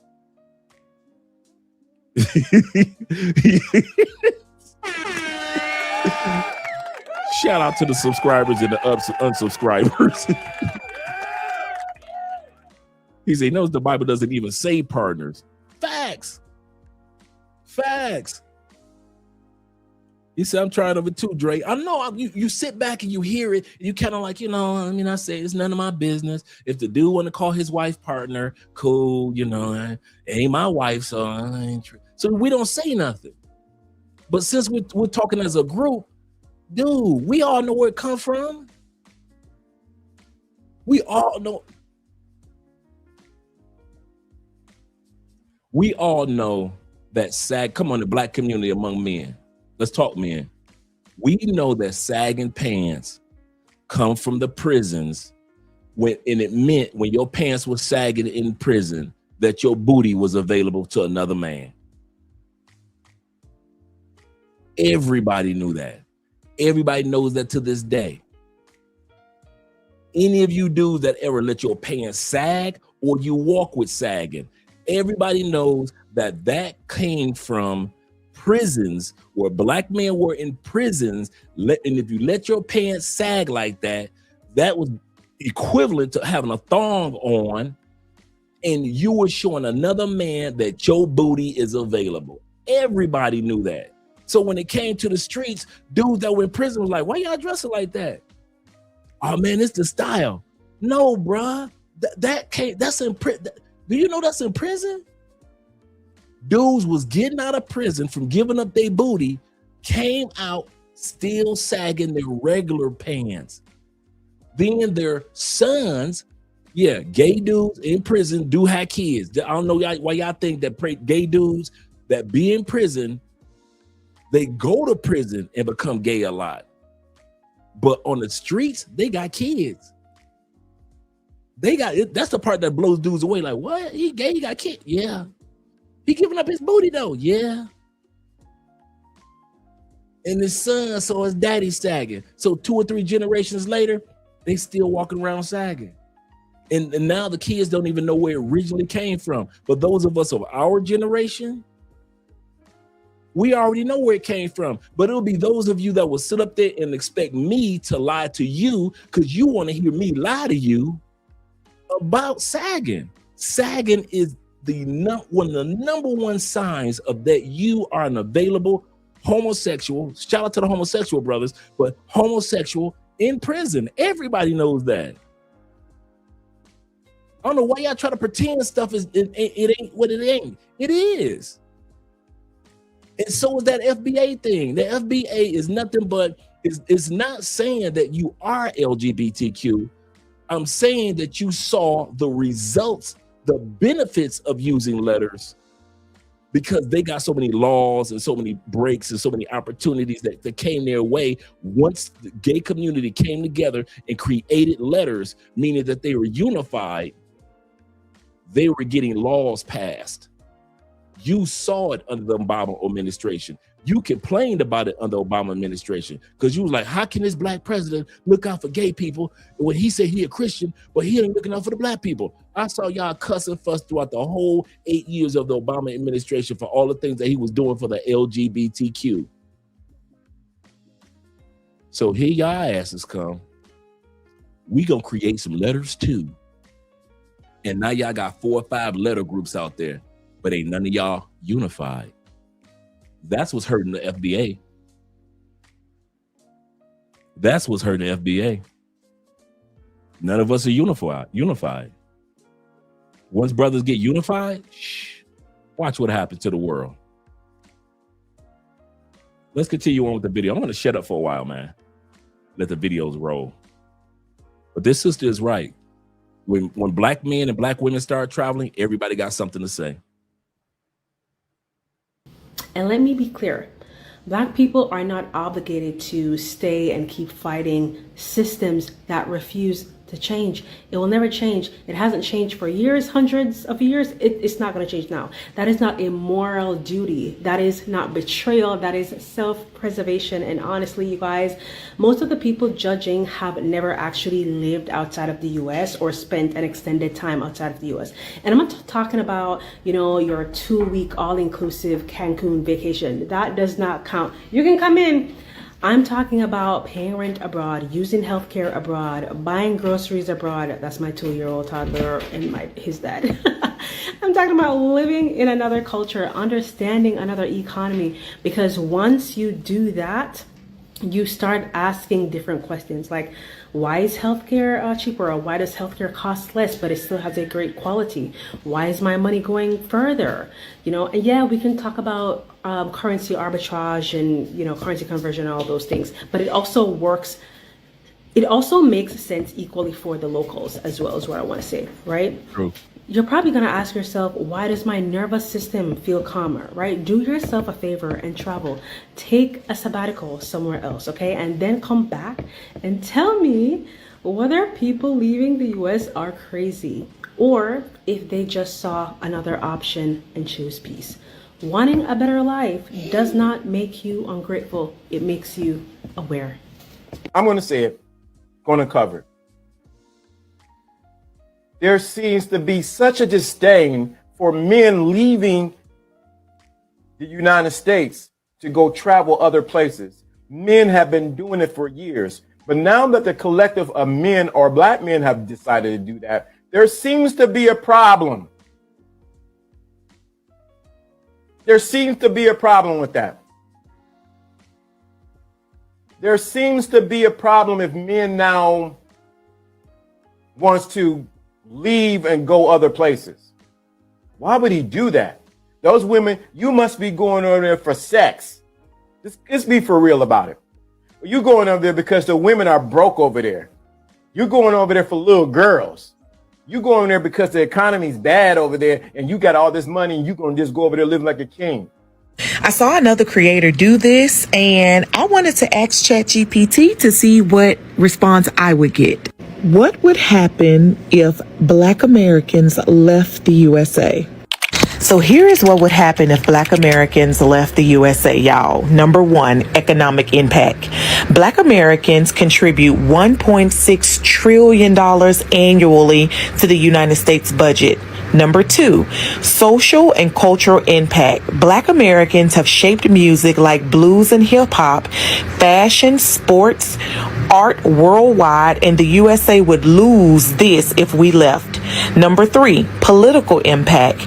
Black voters are a key Democratic voting bloc. Their absence will drastically change elections. So what do y'all think? I was asked yesterday on my live, when is it too late to leave the US? I made posts previously comparing the US to Russia, giving an example of what too late looks like. Rising power of authoritarian, a diminishing middle class that results in haves and have-nots. The have-nots then unable to save the amount of money necessary to leave, coupled with a country that many other nations no longer want to work with. Visa requirements to those nations become much more difficult. But now let's talk timeline. The guy who rhymes with Demir Dutton was first elected in 2000. Took him about a decade to start rewriting the Constitution to make himself in power forever. So if we use that logic, I'd say end of this term and beginning of the third term for the Orange Goblin. So you have roughly 3 years to get your stuff together. All that to say there is no official drop dead date, and it definitely depends on the reasons you're leaving. So yes, work with urgency. Plan it out. There's a clip going around of Donald Trump talking about how great American innovation is. And everything that he named that America invented, it was a black person that invented it. This is a nation that invented the light bulb, the telegraph, the television, the telephone, the computer chip, the smartphone, the GPS, the integrated circuit, and even the internet. Basically, we invented everything. What is left? We invented everything. Bro. Just imagine, and shout out to my brother Jason, our brother Jay, on the Cash App, $10 love. Appreciate you, brother. Just imagine if we had used that ingenuity in our own countries, in our own opportunities to build up, whether we were in another country. The Bible says this: God's gifts and callings are without repentance. God's gifts and callings are without repentance. Translation: God gave the gifts to do all those things to in the black community, all those inventors that we have and creators and authors and artists that we have in our community. Repentance means take it back. He's not going to take it back. No matter where those black people were, they were going to invent what they invented. We don't invent stuff because we just so happen to be in America. If it took America to do that, then how come blacks ruled Europe for over 700 to 800 years? Ruled Europe. Let me say this again. Ruled Europe for 800 years. Didn't need to be in an America to create and invent. We as black people don't need somebody else's geographical location to use the gifts and callings that God put in us as black people. So if you think that the light bulb was not going to be invented by a black man if he just so happened to be back in Jamaica, you're lying to yourself.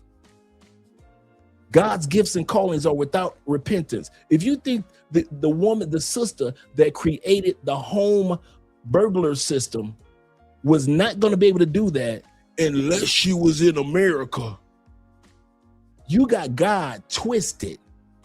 The gifts that he put inside of black people, we've been using them for centuries. The only reason that we're not admonished as much as we should be because the patents for much of what we created was either stolen or we created it while we were slaves. And since we were considered property, whatever invention we created, our slave master got the credit and got the money and got the patent for it. but the gift to create it was always in us. So for all you black people that think that you can't be creative unless you in the States, or we can't be inventive, or we can't do this, or we can't do that. No, it's us who have these gifts and callings, not the country. The country benefits off God giving us these gifts and callings. Don't you ever forget that. Don't you ever forget the United States benefits off of black people's gifts and callings. We created jazz. We created salsa. We created bachata, merengue. We created R&B. We created rock and roll. The gifts and callings are in us. So don't sit back and think that if we leave America, we just won't be as creative as we. Who told you that? We were creating stuff before there was an America.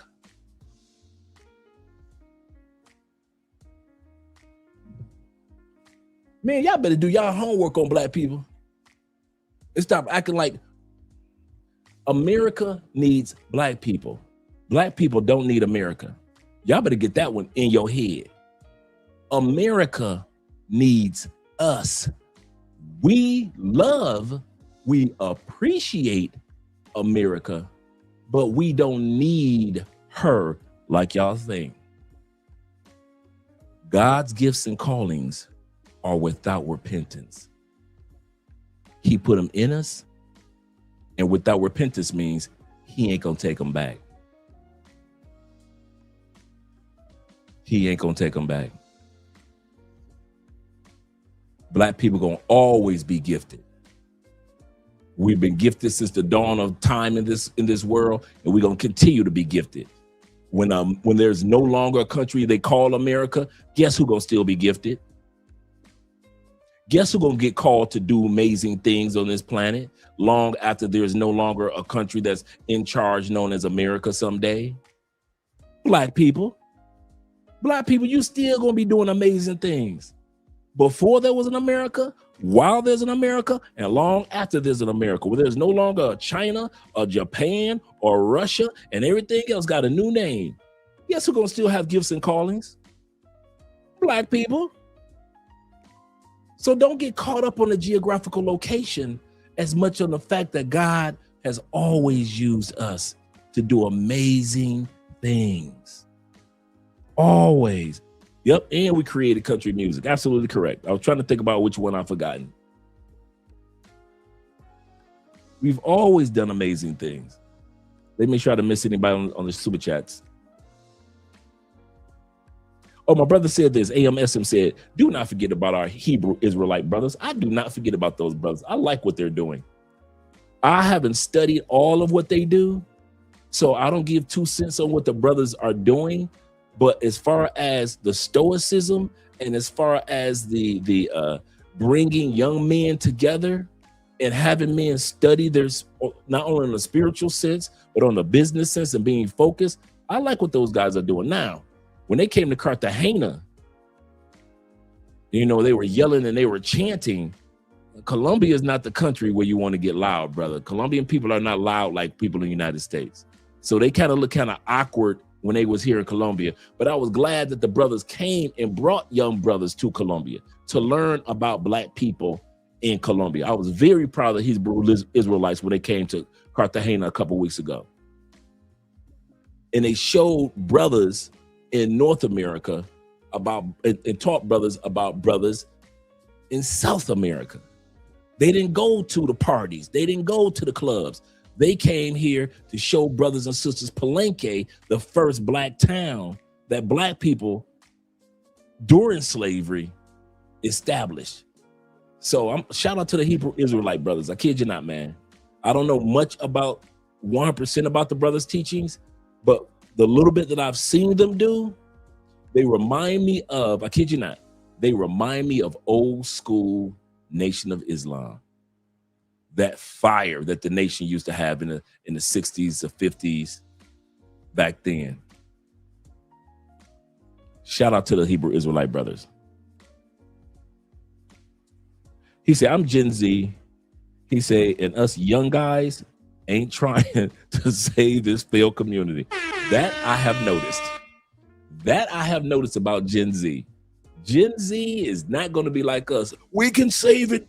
You know, press down on the chest of America. Give it some oxygen. Gen Z like, yeah. Gen Z like, can I get my controller? Gen Z up there like this. Could y'all move out the way? Gen Z is not about the stress like us Generation X and millennials are in the baby boomers. I ain't mad at the Gen Z. He said, this is why you're seeing FBA women and men crashing out because we moving. Absolutely correct. That's one thing I can say about Gen Z dudes. They are not letting this move them. He says, up to the young people working up. Yep, absolutely correct. It's good to see the young guys working up. Yes, sir. Let's continue. Let me shut my mouth for a while. Oh, black people did all that. We innovate and create everything. And so it's just par for the course of what happens with black innovation. I'm big on protecting your IP, but a lot of times you're creating and you want to be creative. But I think this is just another version of what happens when black people make something. When it comes to rock and roll music, we've invented the ice cream scoop, ice cream, the alarm. We did invent ice cream. Yeah, I found that out like a couple of The alarm system, macaroni and cheese, plasma, plasma, the hot comb. There's a list of so many inventions and creations by black people. What is left? We invented everything. Boy, if you don't. Why do black people keep demanding equality in a country that spent centuries trying to erase us? Why not just leave? Why keep fighting? The truth is, we've been asking ourselves the same thing. We didn't just show up here. We were forced here, stolen, sold, beaten. And then we built this country from the ground up. And after all that, they still tell us we don't belong. They gave us slavery and called it an economy. They gave us Jim Crow and called it the law. They gave us segregation, redlining, and mass incarceration. Anything to keep us out, to keep us from claiming what we were owed. And yet we still fought. We still built, and we still dreamed. Because deep down, we believed in our right to exist freely. But let's be real, how much more do we have to give? How many times do we have to prove that we deserve the same rights, the same dignity, the same humanity? Some of us are tired. Some of us are looking elsewhere, to places where we don't have to fight just to be seen as human. And if that's the path that someone chooses, that's their right. But others, we're not leaving. Not because we love this country, but because we refuse to let it push us out. We built this. We bled for this. And we have every right to demand more from it. Whether we stay and fight or leave and find peace elsewhere. One thing is clear. We're not running. We're not begging. We're deciding. And for the first time in history, that decision belongs to us.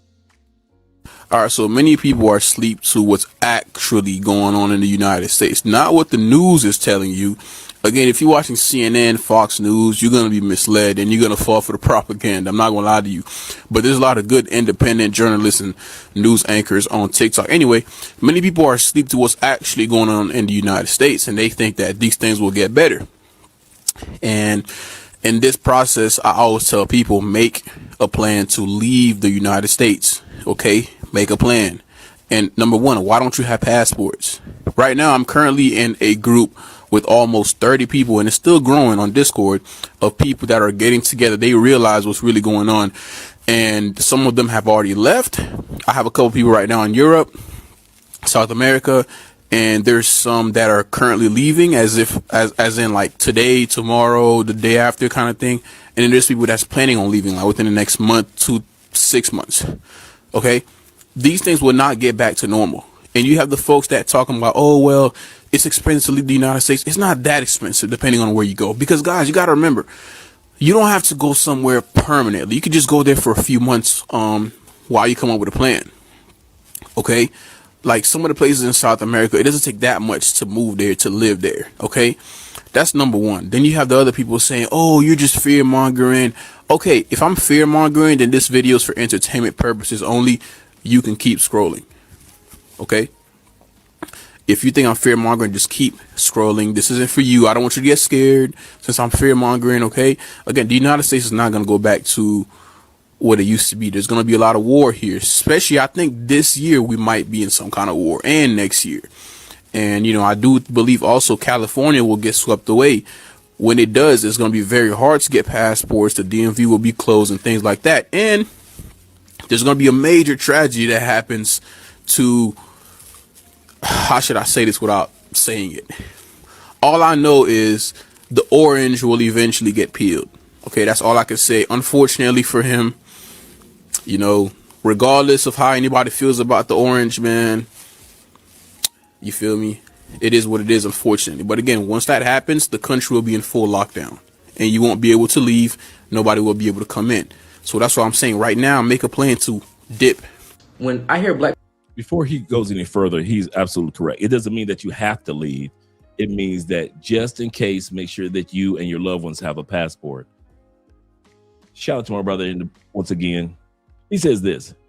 He says, to touch on my last super chat or super, he said, I told Crimson Cure on her channel. Shout out to Crimson Cure. And respect, he said, if us young guys fix this mess, it better, boy, that's, wow.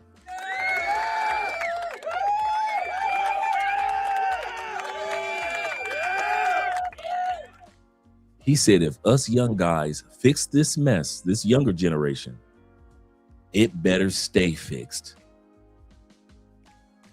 That's a good point to reflect on. Do we believe that America, when it comes to for black people, can be fixed? And then this brother brought up something I never thought about. Will it stay fixed? Every time we try to come up with something that gives us closer to having some type of peace, it didn't stay fixed. We had our Rosewood. They could have just left us alone. They didn't let it stay fixed. We had our Black Wall Street. They could have just left us. They had all these states. They didn't even let us have a city. We established Chicago. They took that away from us. Most people don't even know Chicago is a black established city. Every time we do something, it get fixed, but it don't stay fixed. That is one of the most profound statements that I have heard in years. If we fix it, it better stay fixed. So there are two questions that are going to be running through my mind for the rest of my life. I appreciate that, brother. Can it get fixed? And will it stay fixed? Because based on U.S. history, whatever we've done to fix something for ourselves, it's never stayed fixed. If y'all remember what happened to the Jedi Order, right? Order 66. That is so true. Shout out to my brother Abijah in the building with the $5 love on the Cash App. That is a great point, man. Great point. Shout out to you guys. He said exactly. Exactly. Absolutely correct. Let's continue on with the video.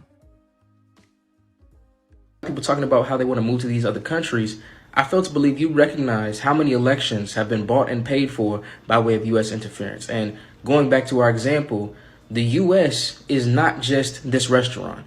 The U.S. is a franchise, and we don't just deserve poor service in different fonts. We deserve. Now, these are brothers, just in case you guys are wondering, now we're coming to the videos of the brothers and sisters that are trying to convince you why they don't leave. This young brother is saying the reason why he don't leave is because politics is politics no matter where you go in the world. I'm going to tell you something. For most of us, we haven't been impacted by the political landscape of the countries that we've gone to. If you talk to Ronin Travelers on a day-to-day basis, he's not impacted by the politics in the Philippines. You talk to Richie Mack, Zoom to Thailand. on a day-to-day basis. He's not impacted on the politics of Thailand like you guys are being impacted on the politics of the states. Here in Colombia, our President Petro, he whatever he does as being the first Democratic president, and he's out of office in May because he can't run again. His politics doesn't impact me. People that's brothers and sisters living in Mexico, they are not stressing about what the female president is doing in Mexico. You people back in the States, yeah, I say it, you people back in the States have a bad habit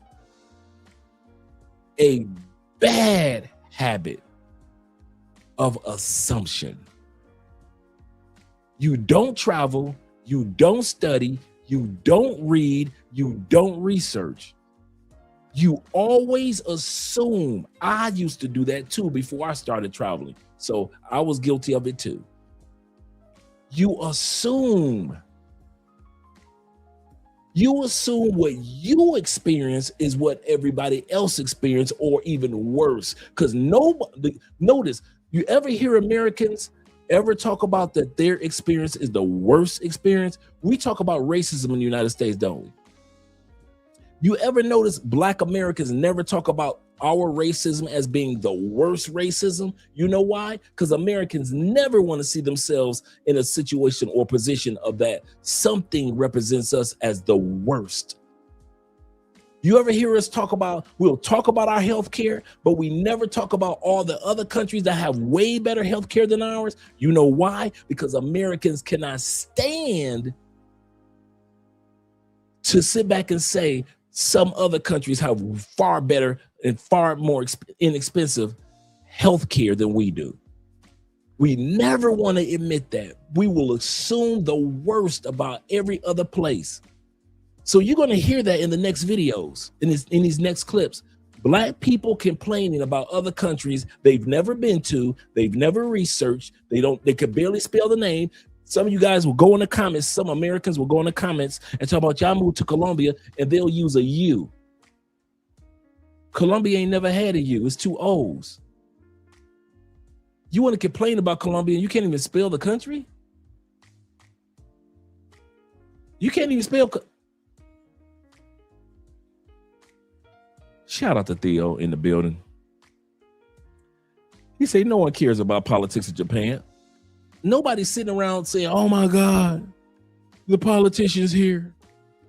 He said plenty of women wanted an American to invade them. That's for sure. Shout out to Theo.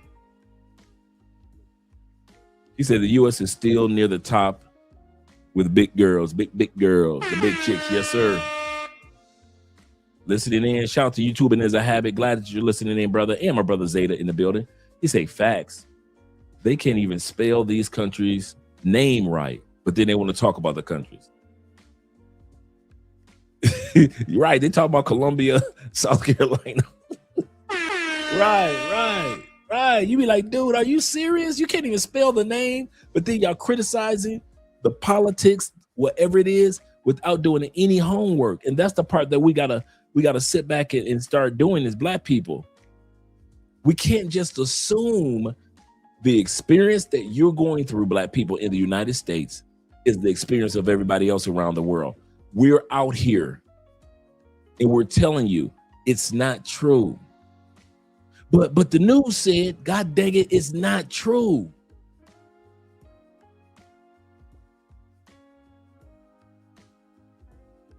You know what Black Americans remind me of?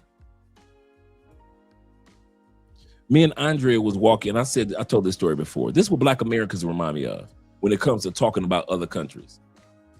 Me and Andrea were walking through a home center a couple years ago.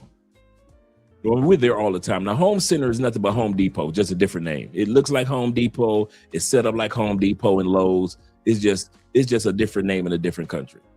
Instead of being Home Depot, it's just called Home Center, okay? They sell wood and everything else, just like Home Depot. We're walking through and we're about to get in line. And I'm seeing all the exact same products and all the exact same setup that we have in the United States. And I tell Andre, I say, you do know Americans still think y'all live in jungles. She turned around, she said, what? I say, you do know most of America thinks that Colombians live in the jungle. Small towns scattered throughout the jungle. She said, you lying. I say, They don't think y'all got modern buildings and modern malls and you know, the women are educated. They think that y'all all pay for play. Y'all don't have no master's degrees, doctorates. Andrea, you know, studying her third language now. They don't think women in other countries are smart. American women think that every woman, y'all just going down there because the women ain't got no money. They think every woman is just dirt poor. And Andrea looked at me like, whatever. And I'm like, I'm serious. I'm serious. Black Americans don't know anything about other countries for real. You ask most Black Americans, how many countries on the continent of Africa? I don't know. You ask most Americans, how many states are in the United States? Do you know that there are Americans that don't know that there are 50 states? Man, you just reaching now. They have done surveys and ask us your street, walk up to people on the streets interviewing, how many states are in the United States?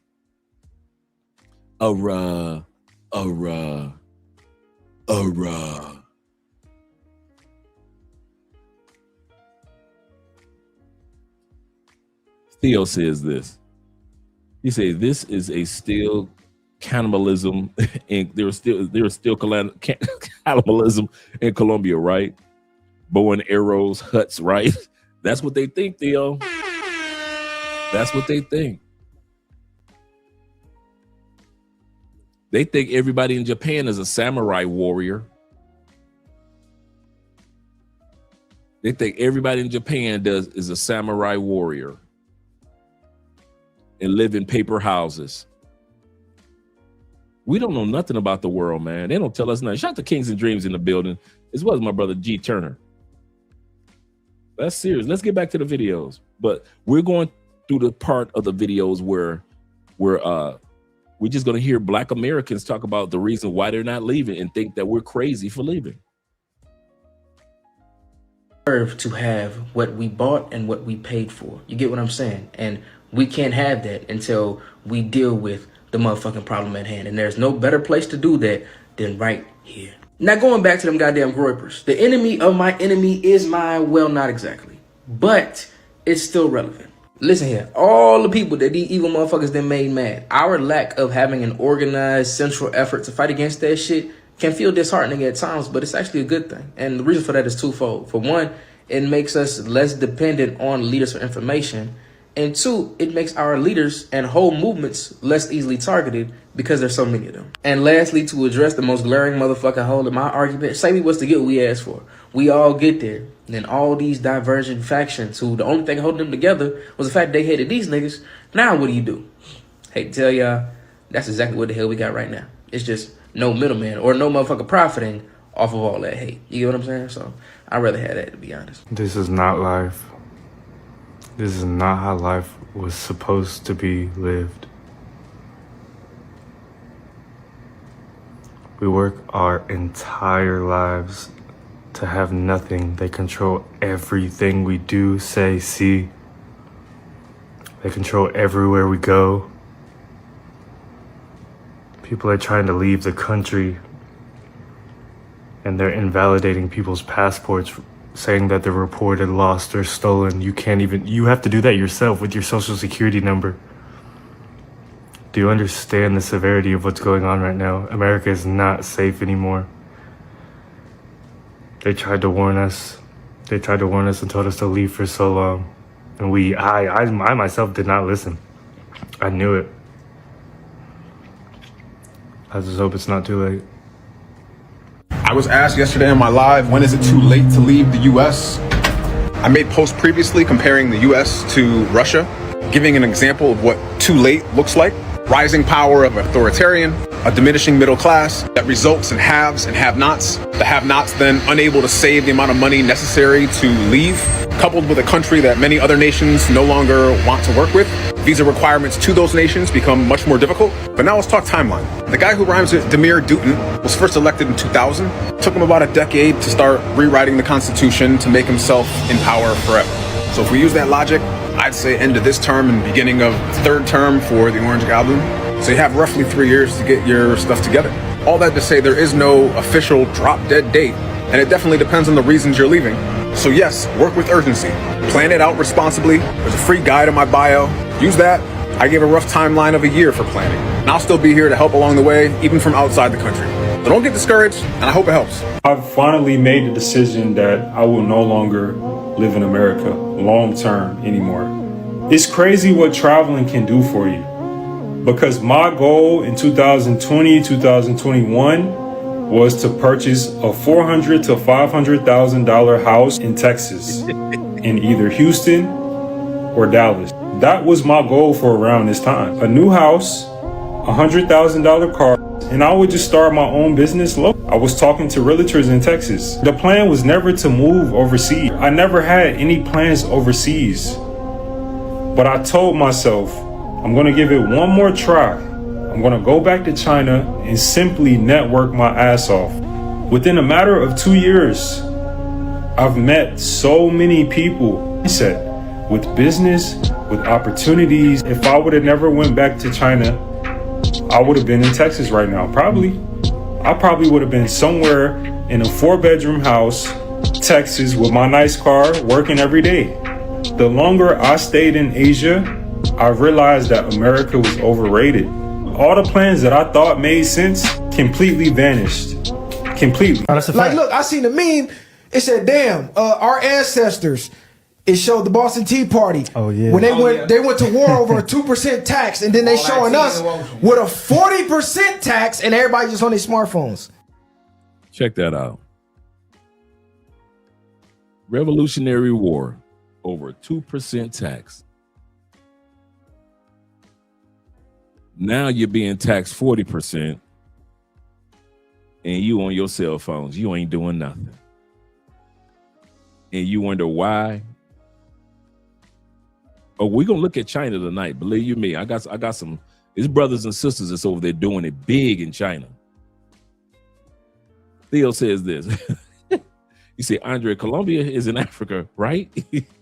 Be careful about Russia. I heard Africa is now right under Russia, so it might snow too much. And people actually think like this in the United States, Theo. They really do. These people went to war over 2% tax. We got 40%, and we just stuck on our cell phones. I don't give a fuck. Yeah. Not giving a fuck, like getting raped at the grocery store, getting raped at the gas pump, getting raped through taxes, and nobody is batting an eye. Nobody gives a fuck because you could just do this, type up a mad ass post and all emotional, and boom, hit enter, done, and you felt like you done something. And then not only that, but to add on that and piggyback on that, then you have people that are going to make you feel like you did something because you're going to get 100,000 retweets. You get what I'm saying? Or 100,000 likes, or however many likes you get. And you're like, damn, all these people agree with me. That's going to make you feel like, yeah, maybe you did do something, when in reality you didn't do shit. So I'm scrolling and I saw this Black American guy talking about leaving the country, fleeing the country. We don't flee. And I was on Leo's Spell, shouts out to Leo, his live last night, and I heard another woman, a Black American woman, saying, oh, maybe we should all collectively leave. Why the fuck would we leave a country that our ancestors, literally the soil that they're buried on? Why would we leave a country that they did so much hard work and toil to build? Why would we leave a country where mostly everything around you, they invented? Why would we leave a country that literally has our blood, sweat, and tears in it? Why would we leave a country that everybody is trying to flee to? The math don't math. They always stood up. They stood 10 toes and they fought the good fight. We are our ancestors' wildest dreams. We have more resources, believe it or not. We are smarter. We have access to more information. We have channels in which we could communicate to each other on opposite ends of the country. Why would we leave?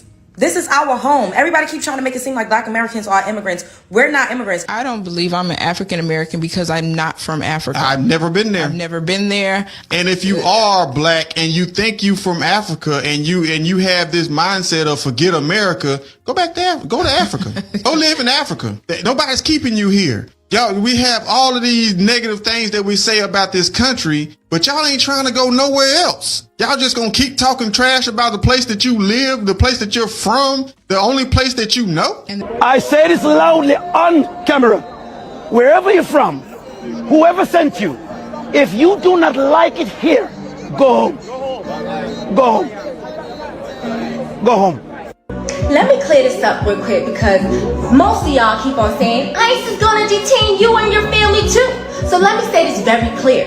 Black Americans are not immigrants. We were not brought here through slavery centuries ago. Most of us were enslaved and made prisoners of war on our own land. We were born here. Our parents were born here. Our grandparents were born here. Our great-grandparents were born here. So therefore, ICE cannot deport U.S. citizens.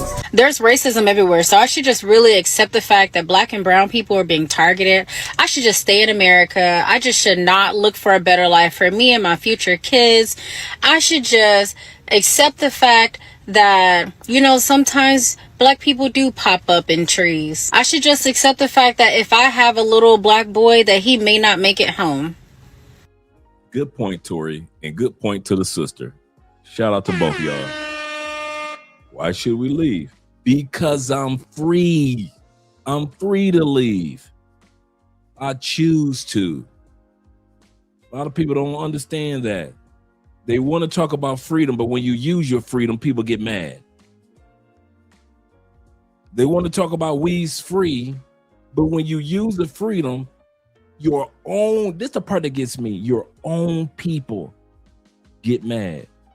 Nobody is more pissed at Black people leaving than Black people. And they will tell you, we not mad. Go, you can leave. You can go home, dog. Nobody give down. You can leave. Go. My president is orange, and so is my Lamborghini. You can leave, dog. But yet they'll put 200-300 videos per day on social media about us leaving. Your family, if they didn't care about you using your freedom to leave, they wouldn't criticize you. Your coworkers wouldn't criticize you. The people in your church, your mosque, your synagogue, your temple wouldn't criticize you when you say, you know, I'll be leaving soon. I'm going to another country. What's out there?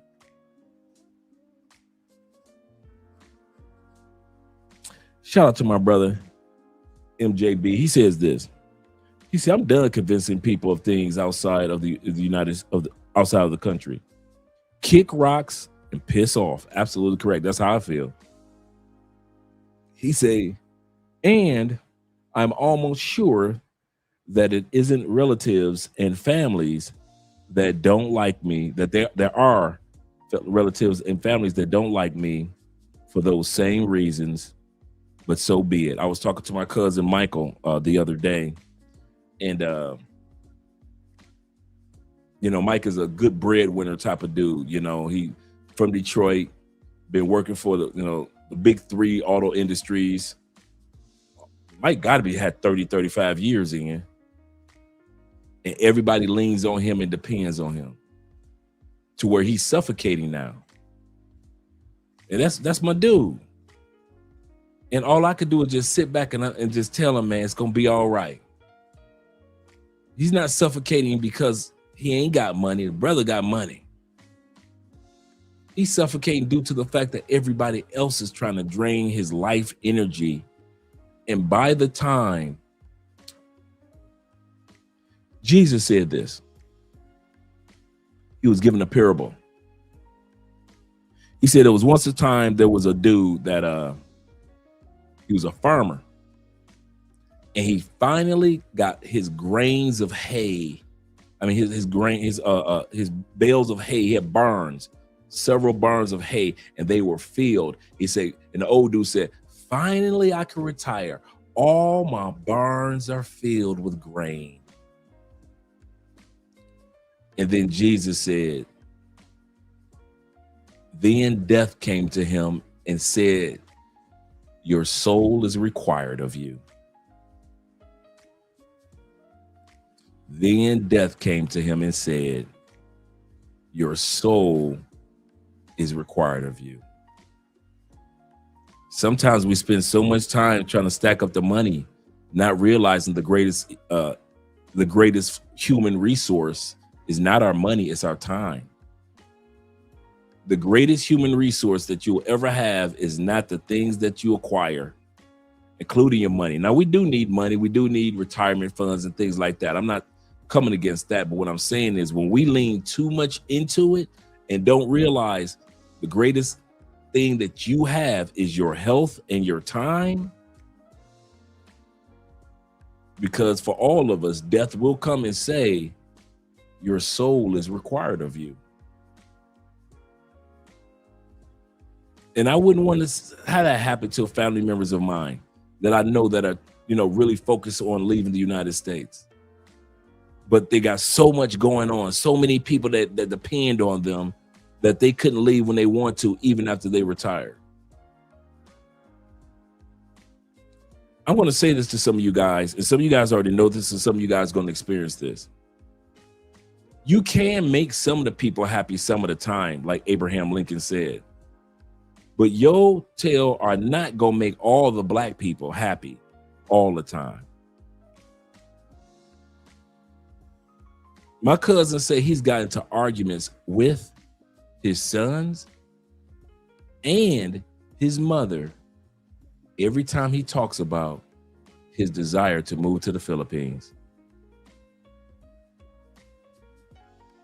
Now, he has a son. This move is going to be about 10 years away. He's taking care of his youngest son. So his youngest son ain't tripping. But everybody else that drains him, they won't have it. They've already put in their mind as if he's leaving tomorrow. And they won't have anybody around to drain anymore. The reason why I tell his story, because some of you guys might be going through the same thing. If you think that your mama and your cousin Nook and Ray and them and your co-worker is gonna be like, oh man, that's cool. I see you just got back from Thailand again. Oh man, that's your third time going to Germany this year, man. You must got your girlfriend out there in Germany. Bruh, do not expect people to understand. Your vision is your vision.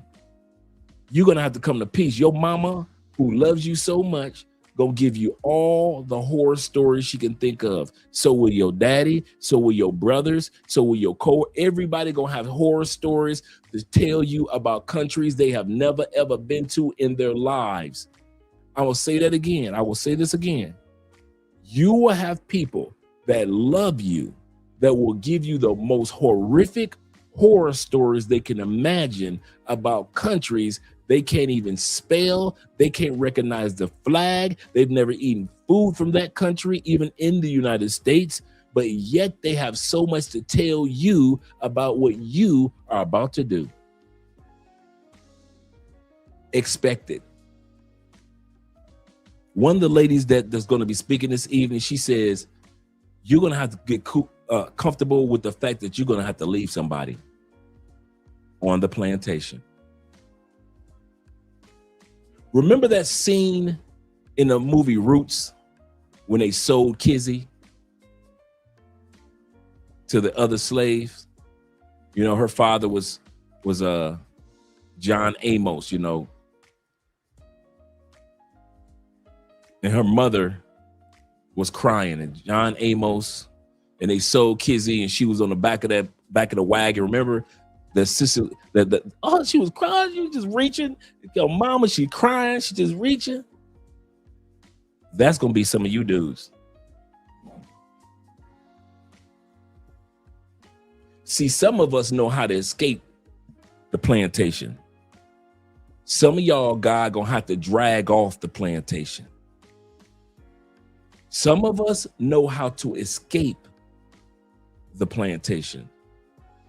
Some of y'all, God gonna drag off the plantation to get his vision to come to pass for your life.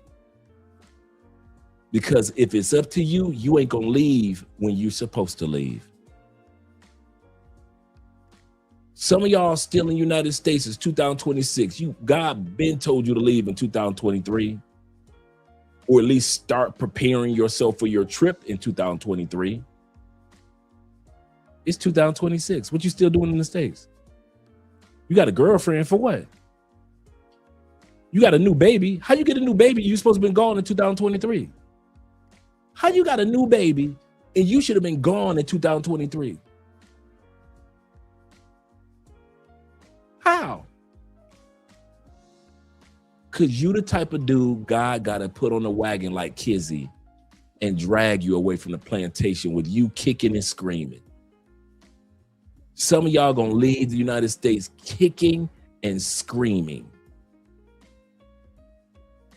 And of course, not literally, but he'll put you in situations that are so uncomfortable in the States that you're gonna finally get the hell up out of there. When you should have been like the rest of us. Escaped. Shout out to my brother Kings of Dreams, 5-month member. He said, our people shame us for the wells that we have abroad. Absolutely correct.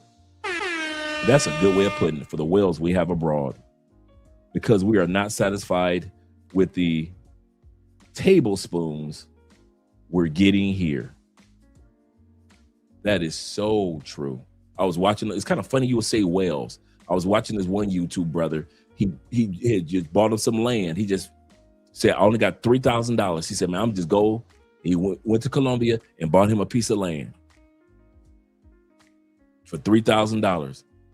He said, I already got my house already set up there. He showed his house. It's in a small town here in Colombia. Showed his house.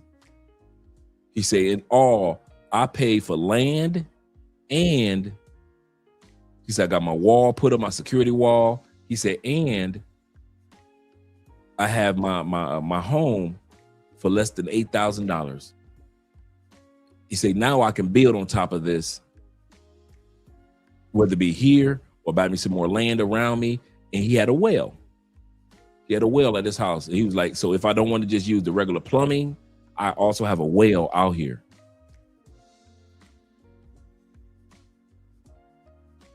Now, a lot of us ain't got one. A lot of us might not want to move to a remote location.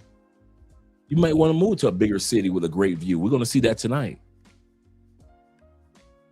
But I'm telling you, some of y'all going to be just like Kizzy in the miniseries Roots. You're going to be strapped to the back of the wagon because they're going to sell you from that plantation, and God going to have you kicking and screaming, leaving the plantation. And remember the part where Kizzy's mama was reaching out to, and John Amos was, don't sell her. Kunta Kinte was saying, don't sell her. You're going to have family back in the States that's going to just be lost without you. And it ain't your job to come back to rescue them. That's why some of y'all going to have to leave kicking and screaming, because you too scared to leave the United States thinking that everybody's life going to fall apart without you. That's why some of y'all don't leave. You think everybody needs you when technically everybody just needs God. God said, I want you to leave. I'll take care of them. Don't worry about it. I got they back. But this, but that. You'll come with all these excuses when you should have been gone. You should have been established in a new country. You should have been networking. You should have owned this business over here. None of that happens because you're too busy thinking about who you can rescue back on the plantation. That's why some of y'all ain't gone. You got a passport, but deep in your heart, you just a plantation bro. and you ain't gonna do nothing but visit some countries when you should have been gone. Shout out to my man G Mac in the building. He said, I gotta make a move. He said, I gotta do it now. If I don't know your dreams, then it can. If I don't know your dreams, then you can't shoot them down. Absolutely correct. Jamie Lamar Cole. That's true. Shout out to J. Cole. Shout out to you with the $4.99, and shout out to J. Cole. That is a great point. Both of you guys. Shout out to Kings of Dreams once again. Let's go back to the video, gentlemen.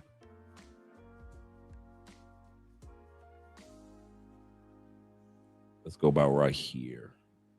Is I should just accept the fact that, you know, sometimes black people do pop up in trees. I should just accept the fact that if I have a little black boy, that he may not make it home. Just accept the fact that it's okay for them to round up people based off of what they look like. I should just accept the fact that slave labor is ingrained in this country and just deal with it. I should just accept the fact that I'm seen as a second-class citizen even though my ancestors built this country. I should just accept the fact that little 90-year-old white ladies call me the N-word at work. I should. Let me check and see, G Turner. Let me check and see. I don't want to make sure I don't miss anybody, because I'm not seeing them so far. But let me make sure.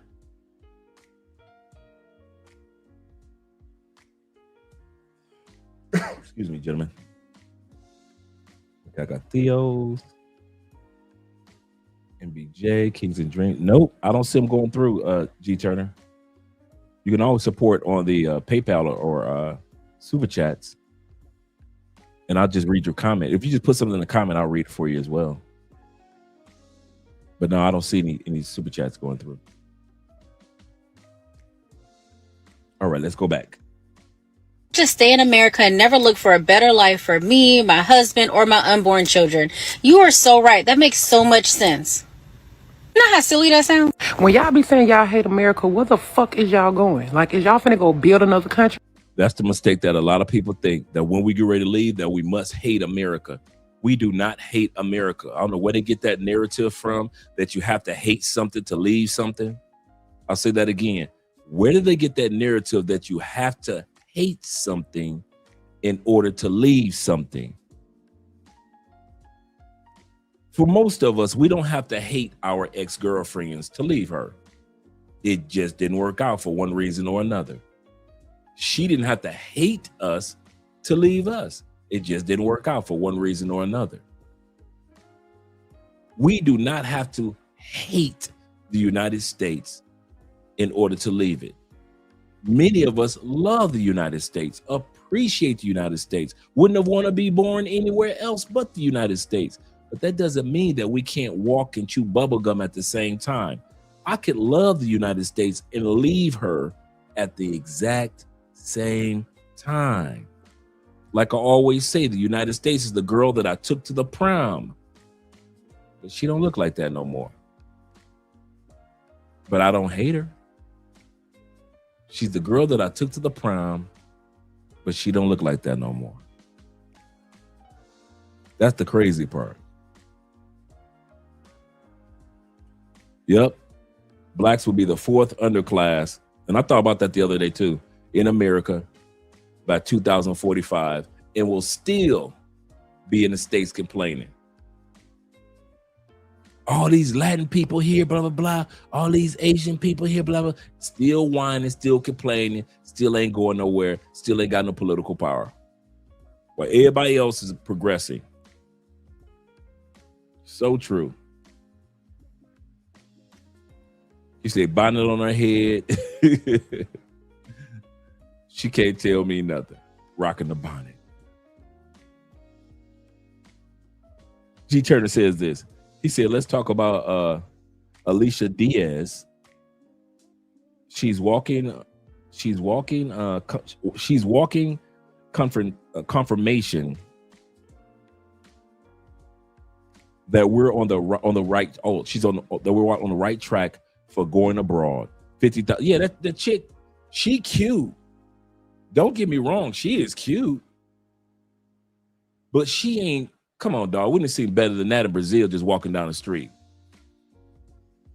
She cute. But it's some European chicks that blow her beauty out the water. She cute. But come on now. Ain't nobody in Venezuela.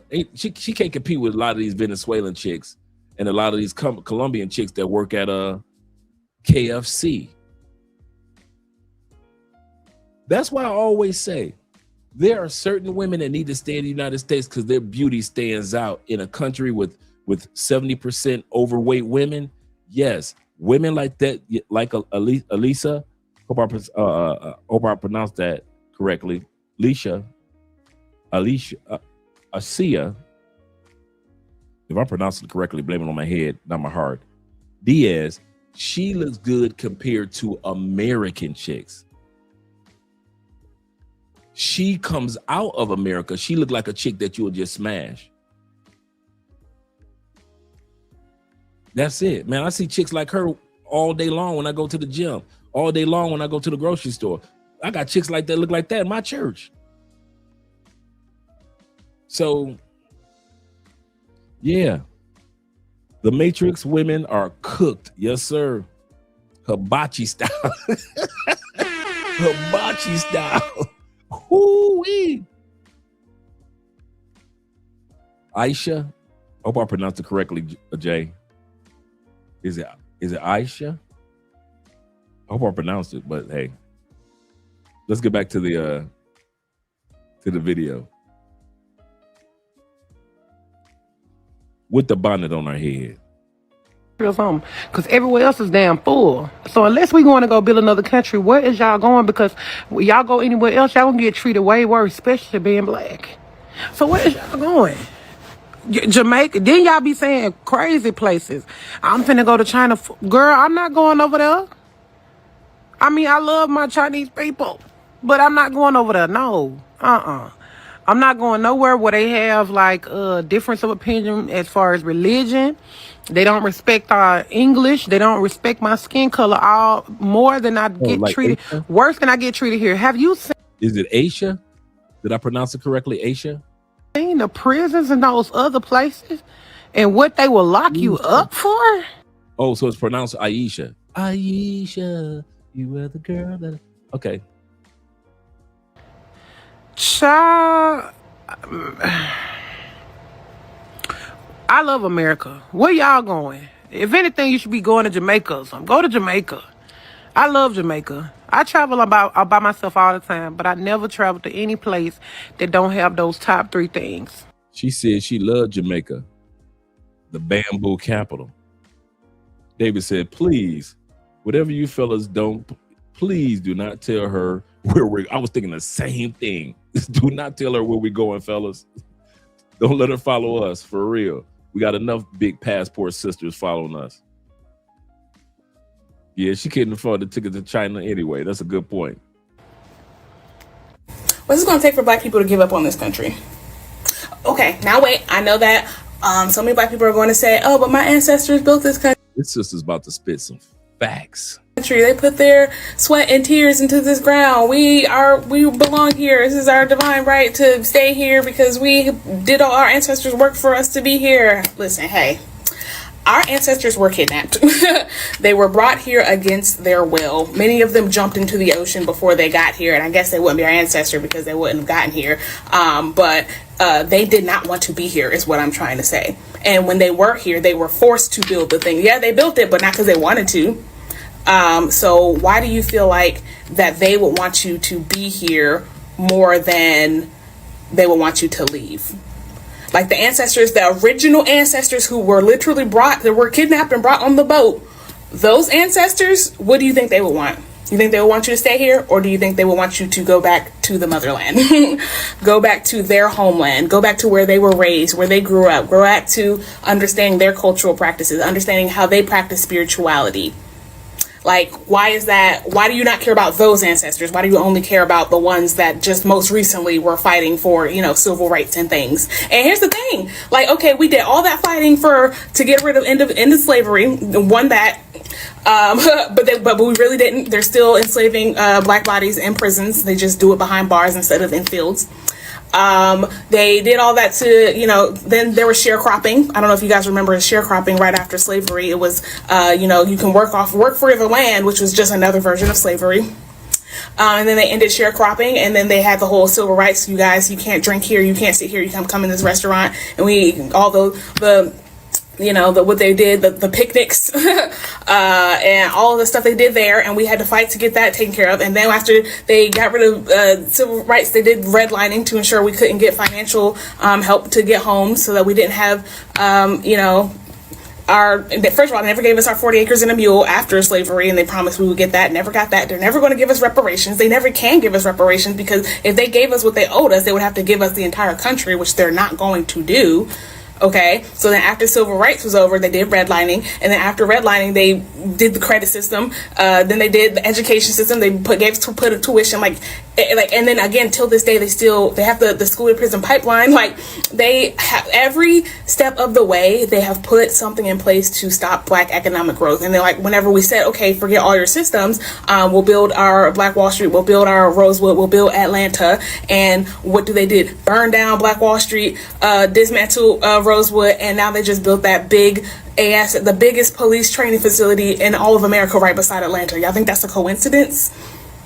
No. No matter what we do, they are going to figure out a way to stop us from being successful in this country, because we do not have the political power in this country. We can try to get economic power. We can try to use our power in any way I can, but they're going to put psychological factors in front of us. They're going to put out propaganda in the media. They're going to do whatever they can to keep us down.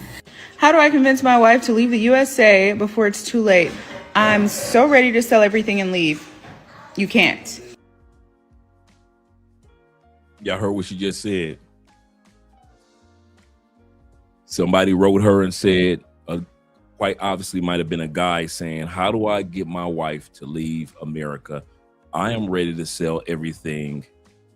And she said, you can't.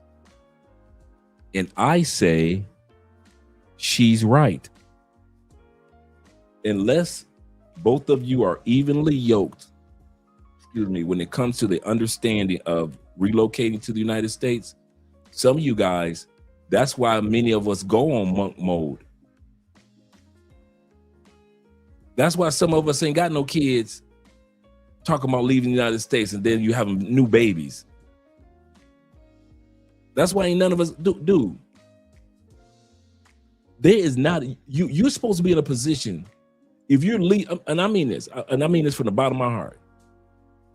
If you're leaving in the next 3 to 5 years, I'm not talking about you guys that are leaving in the future. We're going to talk about you guys in a second. But if you're really leaving in the next 3 to 5 years, ain't no way you supposed to be having condomless sex. Ain't no way you supposed to have a serious girlfriend.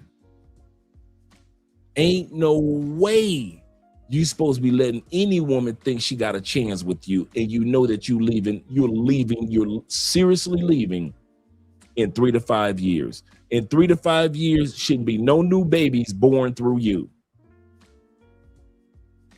Wrap it up.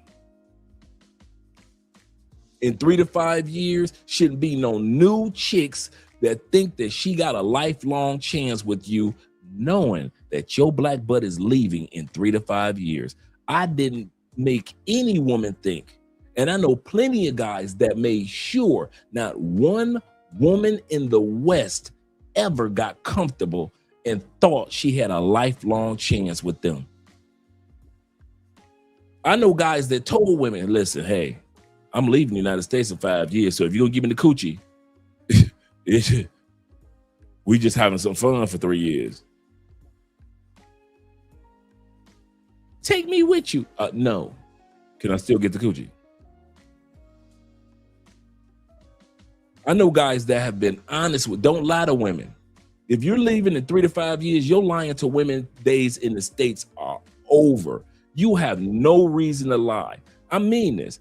Lying to get some coochie, them days are done. You should have been done with that years ago. But the days of doing all that is done. If you get the coochie, cool. If you don't, cool. You out the door anyway. You out the door anyway. I kid you not, dude. There is no way you should be talking about I'm leaving in 3 years and you got a 1.5-year-old born in 2027. What? You telling me that you're so adamant and passionate and you've saved your money and you've been focusing and you've been traveling back and forth to these countries. You finally find a country that you want to be your home country. You've examined what neighborhood you want to live in, which city you want to live in. You are so excited. Not all you're doing is just stacking and making sure you're dotting your I's and crossing your T's of life, because in 3 to 5 years you are out. And what do? You in the States shooting up the club like a fool.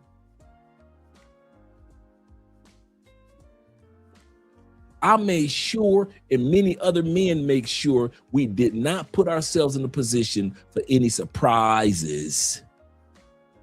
I mean this from the bottom of my heart. If you are that serious about leaving, prove it. Prove it with being responsible with your sex life. Prove it by being responsible and not letting these women in the States think they got a chance. I'd rather have a woman, and I mean this, I would rather be happy for a woman than to lie to a woman.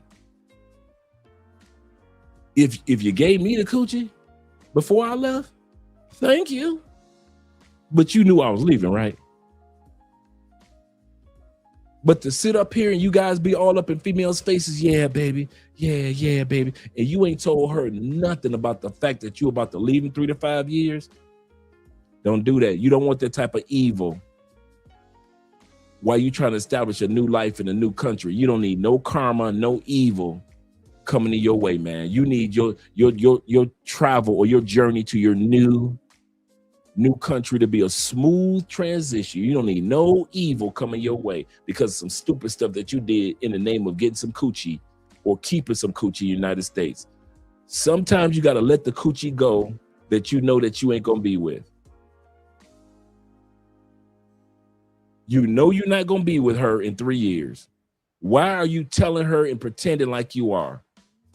I'm serious. Why are you? Because I can. Yes, you can. But like I said, don't let that evil keep following you, and don't think that evil ain't going to follow you to your new country and you're going to be wondering why in the first year everything keep on going topsy-turvy, because you keep bringing that evil that you did in the United States to them stateside chicks. You want your slate to be clean. You want your spiritual, emotional, social, economic slate to be clean when you go to another country. You want your mental state to be clean. So if you think you coming to another country, that's the part that guys don't want to talk about of what we did. Y'all want to move to other countries like us, but when we tell y'all how we did it, y'all want to call us crazy. A part of how we did it is we stopped letting women in our home countries think they had a chance with us. No, boo, you don't. I'm leaving in 3 years. I'm leaving in 5 years. For all you dudes that's going to be leaving in 10 to 15 years. Y'all ready? Let's talk for a second. Same rules apply to you. So you're going to get married in the States and knowing that you're going to get divorced in 15 years if you plan on leaving. Well, maybe she might want to come with me. Statistics show that very few couples leave the United States together. There are a lot that do, but not most. And now you're stuck in the States, dream deferred, because you married a stateside chick that does not want to leave the United States. She doesn't want to take her kids. She doesn't want to be away from her mama. She don't want you to be away from your mama. No, you are not moving to another country. No, we are staying here. You might as well buy a house here because you are not going anywhere. Dream deferred. You can go visit that country, but you can't never live the dream of living outside the United States. Now you stuck for a female. Your life is stuck for a female that you weren't even married to a couple years ago. So the same rules apply to you, brother. And I know y'all think you crazy, it ain't that serious. Okay, cool. Don't do it. You know you can't tell black men nothing anyway. We hard-headed. We got to learn the hard way. I'm trying to tell you the easy way to do it without you hurting her feelings or you getting your feelings hurt. But go and do it your way. I don't know what I'm talking about. The other brothers who left, Richie Mack don't know what he's talking about. You think Richie Mack left America with a bunch of American chicks and some new kids? What about Ace Live? You think Ace Live left the United States and check in effect doing all this traveling and they had women in love with them back in the States? Or did they have their slate clean? See, y'all don't want to think about that part. We had to sacrifice in order to get to do what we're doing, where we are. You think Will or T-Mac or J. Clyde, all them brothers in Medellin, you think all them dudes just had like 5, 6 women in the States? And then when they decided to move to Colombia, they still had the women waiting around in the States as if those women in the States had a chance with them in the future. No, we had to wipe our slates clean.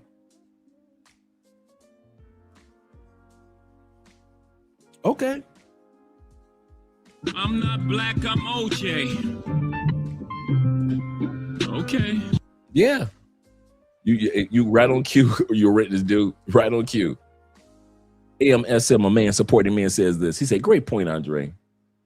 He said, I want more kids, but I'm waiting until I relocate to another country. Absolutely correct. I just talked to a very well-known brother in the travel space. And he called me the other day. He said, Dre, I'm about to have he has his home and he's happy in his country. And he said, I'm about to have my first shorty. And we celebrated as brothers. And you know why I celebrated with him? Because that brother was disciplined enough not to have a kid in a country that he no longer wanted to live in. Where is that, Andre? The United States. He was wise enough to wrap it up. So when he did move outside the United States and did find his good woman, now him and his good woman, who he's been together with for a while, are having their first child. They're both celebrating something.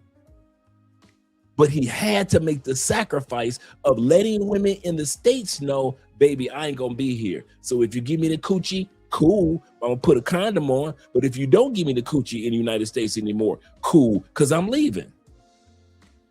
I'm leaving, boo. So if you stateside chicks give me the coochie, thank you. But do realize if you give it to me or if you don't, I'm leaving. But a lot of you dudes want a lot of women and make them think they still got a chance. When you know, and I know, those women do not have a snowball chance in hell to get you to stay in the States. And since you know that, stop lying to stateside women. You do not want that evil to come up on you, bro. You do not want that evil to come your way.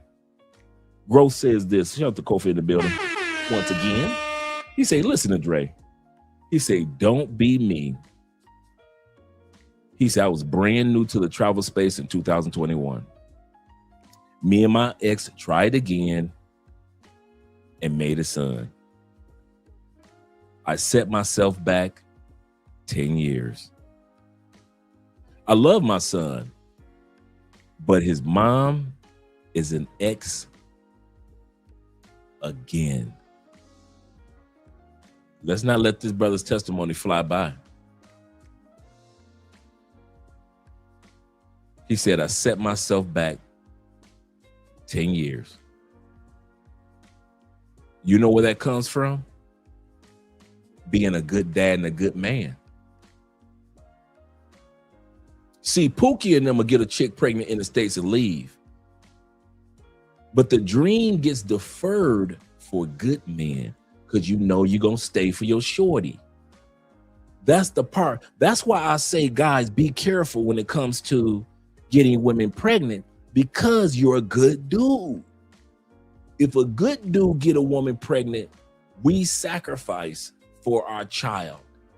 So we gonna defer our dream. Good dudes, good fathers, we defer our dream. I want to leave in this stage, but now little mama pregnant. I gotta be here for my shorty. I'm a good man. I'm gonna be a good dad. But the dream got deferred because I shot up the club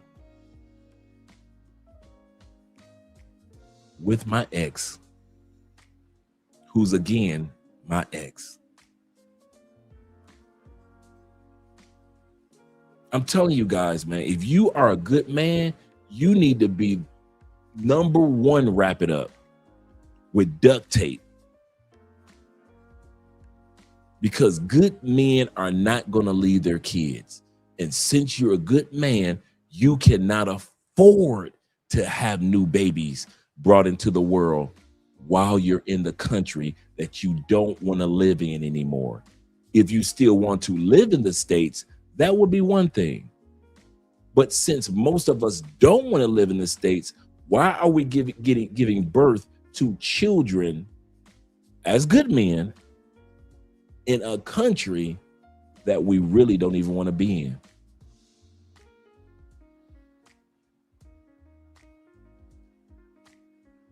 That's my point. Kofa says this. Shout out to you, brother. That's great testimony. He say, wrap it up every day. He say, wrap it up every time, or if you already have kids, get it snipped. Yep, snip. Vasectomy, in other words, if you don't want any more kids, gentlemen.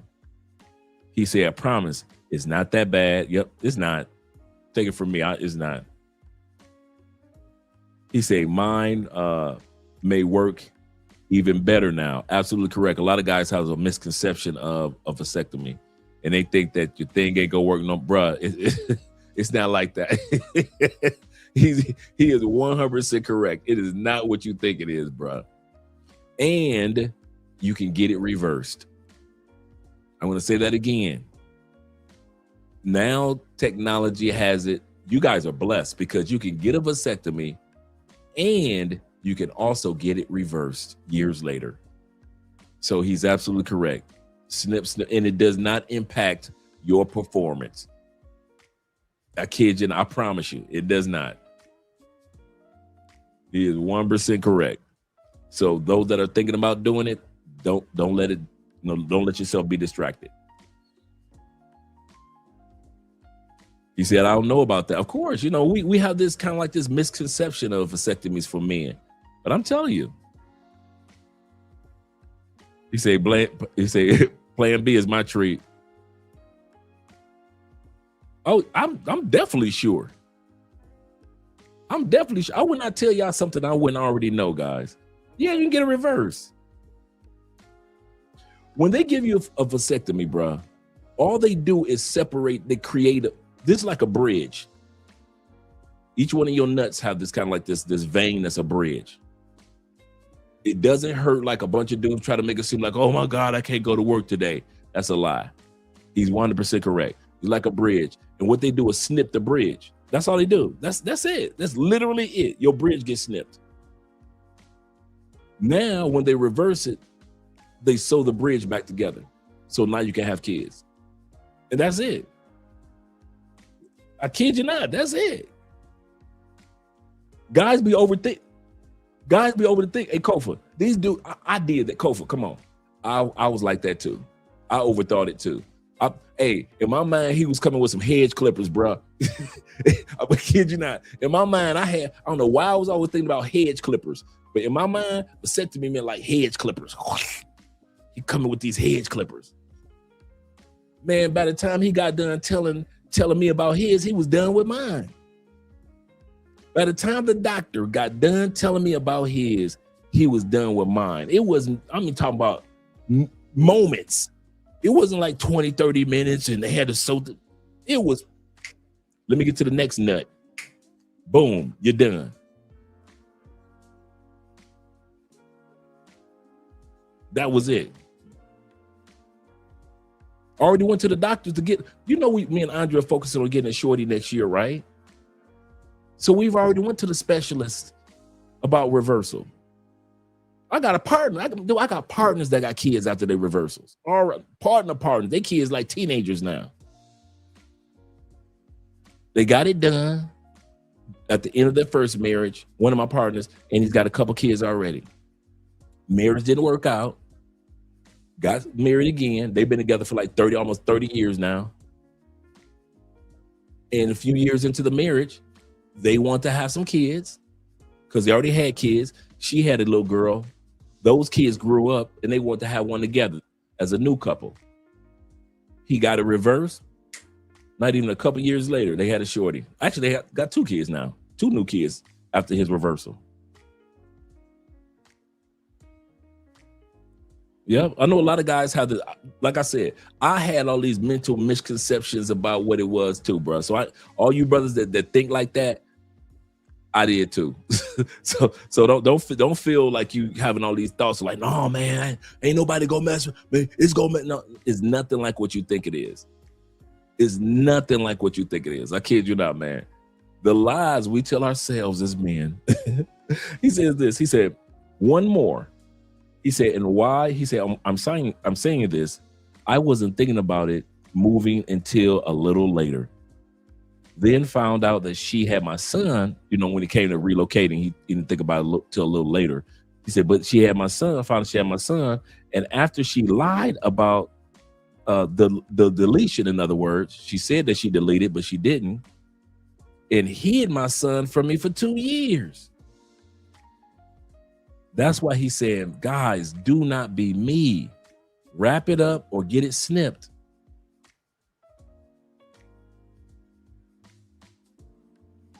I was squirming in my seat too, because I had all these mental misconceptions too, bro. It's nothing like what you think it is. I mean, literally, whatever you think it is, it's the exact opposite. I don't know who in the male community started spreading the lies about vasectomies and made it seem like it was this monstrous thing and your penis is not going to work anymore and your body's going to fall apart. Bruh.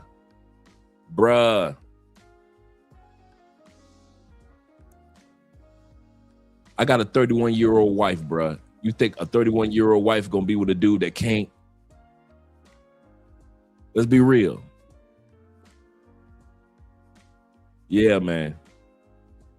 Don't let that lie fool you. Shout out to James in the building. Before we get back to the video, Jay says this. He said, greetings, Dre. He said, one of your quotes, he said, the laws. That's right, the laws. That's one of the reasons why we leave. He said, hinder men from full engagement with children. Absolutely correct. Absolutely correct. Courts dictate parenting. Watch out. That's another thing. Child support you got to deal with. Yeah, watch out for child support while will block a man from getting his passport. That's true too. So all this stuff just because you wanted to get that nut off on that chick. All this, oh man, no. Yeah, Dave said I did monk mode for 7 years and traveled back and forth. Yep, every month until I moved to.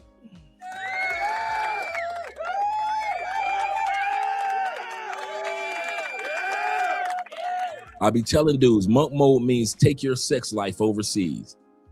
If you really that horny, you spend your time in the United States making that money before you leave.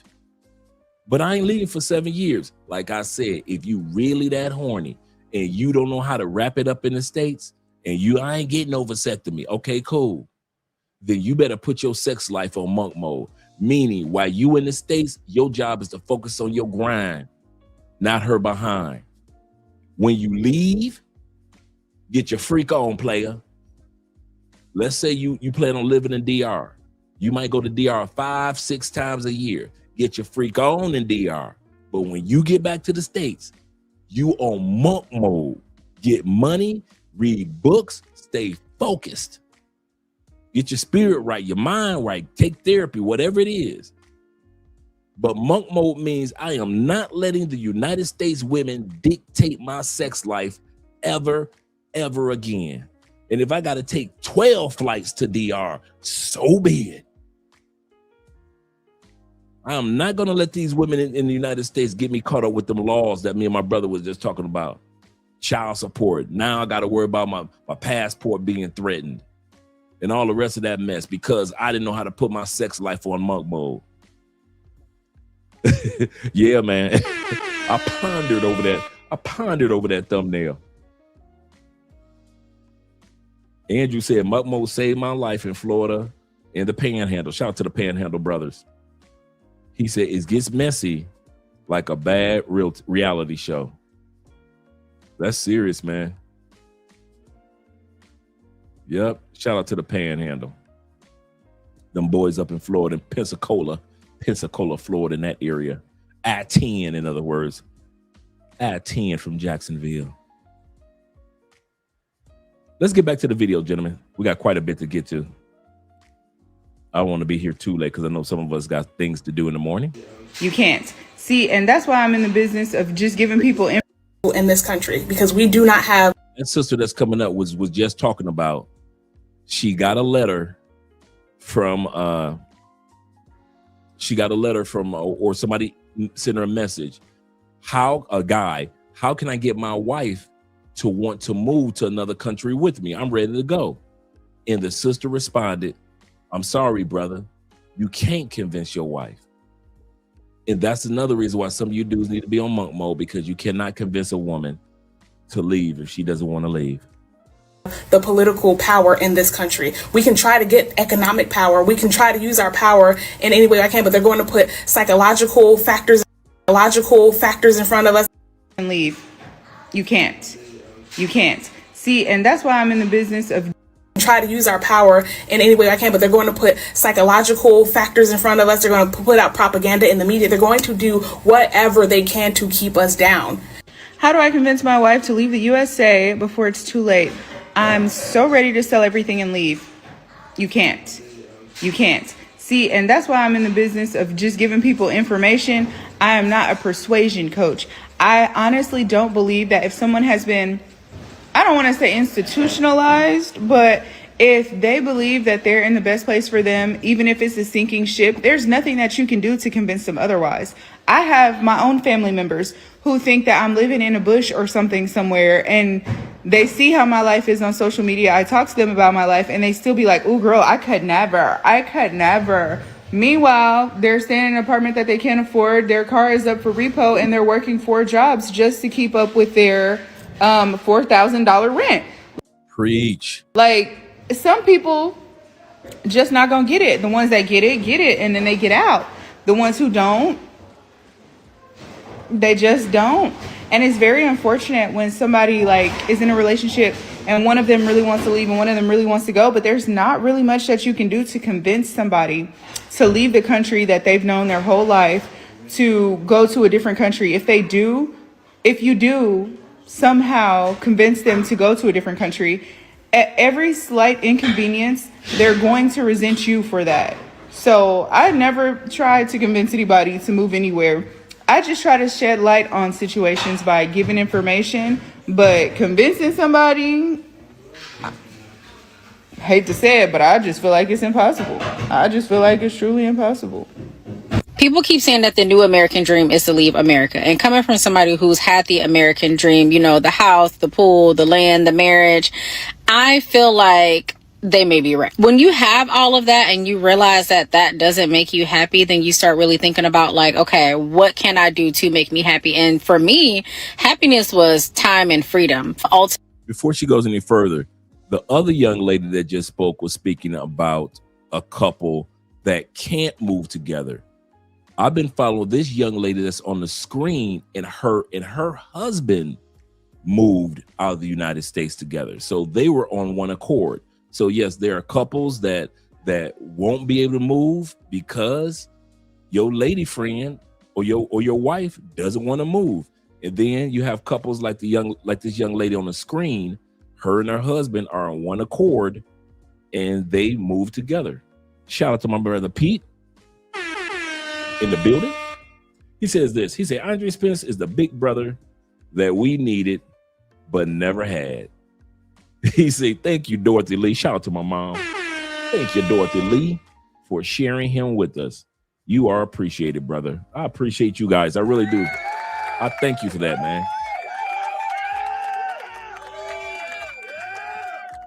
I thank you for that. I really do, man. That hit my heart. I needed that. Let's continue on, gentlemen. ultimate currency is time, having the time to actually live this one life that you get on this earth. I would have to agree, the new American dream for some people is to leave America and not live a life that is a part of the rat race of America to get an American dream that is basically unattainable. We moved out of our house and we're renting it out, and we're actively trying to leave the country so that we can experience life where you have time to do things that you want to do in life. Yeah, I just think you have to accept the fact that you are going to either be left by someone you love, and when I say left, meaning leave the United States, or you're going to have to leave somebody you love. Everybody's not going to be. Ooh, do not let that slide by. When it comes to travel, you going to get left by somebody you love, or you going to have to leave somebody you love when it comes to this travel journey, going and relocating to new countries. On board. Stop waiting around for people to get it. You don't have time. You don't have time. This is gonna put some Karen's panties in a knots, but I'm gonna have to say it. I don't think most Americans want to leave America and buy land in a different country. I think most Americans would prefer to stay where they are born and their ancestors immigrated to. However, most Americans don't have the privilege to buy land in America, so we are being forced to leave in order to have our basic needs met. You look at the little like Maslow hierarchy. If you don't got money and if you don't got certain privileges, you're fucked. You can't go out and pick some mangoes off of a mango tree or have some platanos in your backyard. They have built the system where we have to rely on certain things in order to survive. I don't think most Americans want to go to a different country and build a life away from everything they know. But we are being forced to go to a different country in order to have our basic needs met and to feel comfortable and safe where we are living. I don't know. Just through food for thought. We could dive into the whole consequences of that, of gentrification and exploitation and using people and stealing land, but I don't think necessarily people want to leave a home where they feel comfortable and everything's convenient.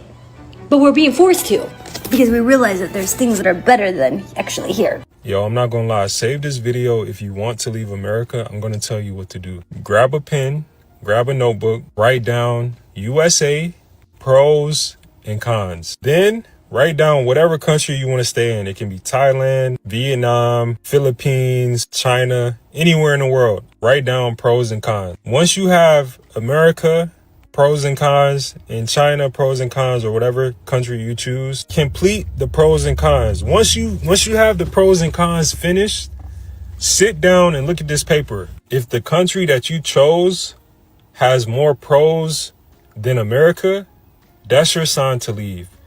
More pros than America and less cons than America, that is your sign to leave. Now what you do, flip the page, make a plan. How much money do you need to get there? What type of business you can start online? And how can you get a visa? This is what you need to do. Self-analyze.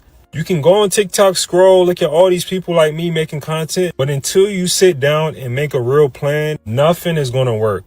And this is what I did in China. This is when I figured out that China was better than America for me. And honestly, after y'all finish and y'all look at this paper and reflect on it, you might be surprised because you'll be able to see with your own two eyes that America has nothing to offer. Complete trash, bro. When I saw my list was terrible. My list was terrible. I said, all right, this is what America has to offer me. Bet, I'm out. But hey, if y'all need help moving abroad, please follow me and DM me on Instagram at Worldwide Hassan, or you can click the link in the bio. Cause I know y'all sick and tired of this place. The only reason I ain't leaving America as a black person, cause I don't want to go nowhere where my people not gonna be at. That is the dumbest excuse. We're everywhere. There are Facebook groups of black people everywhere. Theo says the pros of living in Detroit: dodgeball with red bullets. Absolutely correct. With real bullets. He said, once again, I choose to leave. She can speak for herself. I don't need pen or paper. He said, I just need great internet. True. And follow Theo's plan. Facts. peace and success. What could be better? Absolutely correct. Yep. And E-Man said this also for us. He said that's why it's crypto and passports equaling freedom. He got Brazil, Colombia, and Thailand. Absolutely correct. My brother asked this. He said, is she talking about Americans or black people? The one young lady with the mangoes was just talking about Americans in general. This young lady is talking about black people. I don't want to go nowhere without my paper. Knowing she sounds like she talking about only hood people. So let's hear what she has to say. I ain't going nowhere without my paper. People are. So unfortunately, I am here to stay, just like my ancestors. I hate that a lot of y'all are punk ass bitches. Instead of you defending your home. She said she hate that y'all are punk ass bitches because y'all did not stay in America to defend y'all home with your punk asses. I'm gonna bring that back. She said y'all some punk ass bitches for not staying in the United States. Shout out to Little Bonnet. Little mama with the bonnet. Y'all some punk ass bitches for not staying. Person, because I don't want to go nowhere where my people not gonna be at. I don't want to go nowhere I can't find no good soul food. I'm not gonna lie. I want to be where my culture is and where my people are. So unfortunately, I am here to stay, just like my ancestors. I hate that a lot of y'all are punk ass bitches. Instead of you defending your home, which is the United States of America, from this shitty ass government that we have right now and ICE and all that, you would rather run to another country that also has its problems, where the people are still overworked and underpaid. Every government is corrupt, no matter where the fuck you go. They may live a little nicer, but the government is corrupt anywhere you go. The problem is government worldwide. They're all one side of a coin. Instead of you trying to move out of the United States of America, get your punk pussy ass up and stand for something. I know some of y'all are like, oh, well, I got kids. No, and you know exactly where this world was going before you had them fucking kids, ho. Y'all get in the field. Now that I left the United States, this is the main thing that I realized. The United States be bullshitting us. They be literally capping, they be lying, they be fabricating, they literally lie to us our whole damn life. Do you know, when I was in New York, in America, I used to research where to go, how to go to Thailand, how to go to Bali, how to go to all these damn countries. And do you know what I found out? All these countries are very dangerous. Don't even step foot in Thailand because you're gonna get robbed. This is the most dangerous place you're ever gonna be at. Yeah, I've been here for almost 3 to 4 months. I've been in Bangkok. I've been in Chiang Mai. I've been in damn Pattaya. Yeah, nobody's arguing. Nobody's fighting. Nobody's dangerous out here. There is nobody killing. Nothing. Zero. Nada. Nothing what the hell they told me that was gonna happen in America. And I came over here and it didn't happen. They're lying to us. But one problem is the news. Did you ever realize on the news, when have they ever spread positivity about somewhere? If you are watching the news and it's talking about a different country or a different place, is it good news or is it bad news? So again, if you want to continue getting brainwashed by the United States, if you want to continue listening to the news and listening to what the hell they got orchestrated over there, yeah, you're going to get brainwashed and you're going to be living in the past. I was in Brooklyn, New York. I was in America. I left America. Way much better living, but stay over there if you want. Comment down below countries that I should move to if I move out of the US, because I don't think I ever would leave, like, weirdly. It's like trauma bond. Like, I have to stay here because every other country sounds so boring to me. No offense to you guys, but like, I don't want to move to Canada. Oh, I don't want to. Even though I did go to Canada for 1 week, the entire week, I felt the safest that I've ever felt in my whole life, because I was like, no one can shoot me here because guns are not allowed here or something like that. So I feel like that was nice, but it was also really, really boring. I feel like America is really weird, but it's also just like no other places like it. And I think it's just like that odd patriotism that I have in my veins. It's just stuck in here. Coming here to Thailand so I can just relax and be stress-free and just live. I was surviving in America. Now I'm living. I am thriving. What do you think is the biggest difference about living in Thailand than America? When I come to Thailand, you get treated with royalty. You get treated like a human being, not the color of your skin. Nobody judges you here. And so that resonates with me. My baby don't mess around because she loves me so. $350 in Malaysia, 2 bedrooms, 2 baths, and a wonderful view. Look at that view. Look at that view. For $350.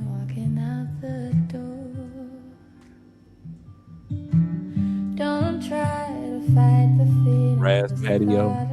Is killing me right now. Thank God for mom and dad for sticking together, but we don't know how. Here's how much I stood out as a black traveler in South America, rated by country. In Colombia, I barely stood out, especially on the Caribbean coast in places like Cali. Oh, there go my spot. That's my salsa club right there. I'm always there. La Topa.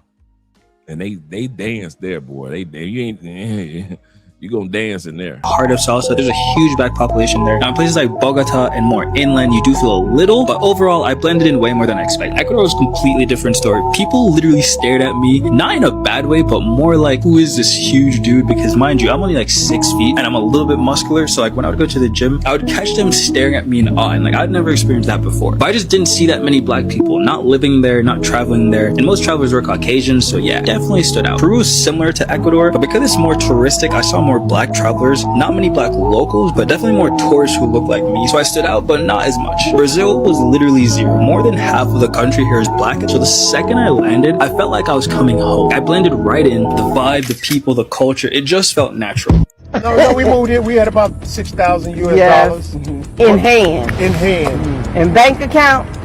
Now this couple moved to Ghana, and they're telling their story when they moved to Ghana. Shout out to my brother G Turner with the $10 love on the Cash App. Appreciate you, brother. He said, for what you said about the kids, thanks again. Yes, sir. Yes, sir. He said only 6 feet, 6'2". That's tall in South America. That is tall.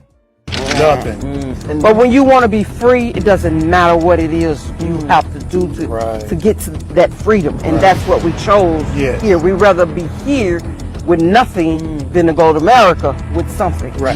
We've been lied to all my life. It's not what they say it is at 3 o'clock in the morning. It's something different. You get to actually think here. You know, in America, you don't have enough time to think. Your brain is just speeding real fast. I gotta do this, I gotta do that, I gotta pay this, I gotta pay that. It's about time you do all of this. You want to go to sleep, you gotta get back up and do it again. Same, just going over and over and over. Yes. The rat race, like yes. It's scary, and before you know, you're either sick or dead. Maybe one more regret that my mom didn't get to come. Yeah, maybe I could have saved her from what she was going through with her health. So I think I regret. Your mom is still in the U.S.? She died a year after I got here.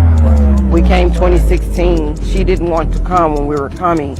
She said she'll come later when it was time to. Remember what I just said about family? And what the other brother was saying about, trying to convince your elders? Remember what the one lady said? She said, you're going to have to end up leaving somebody that you love, or somebody that you love going to end up leaving you. You're going to end up leaving somebody that you love, or somebody that you love are going to end up leaving you. Once again, shout out to Gavin for the $5 love and the $10 love on the Cash App. Really get back and try to get her back here. She didn't make it.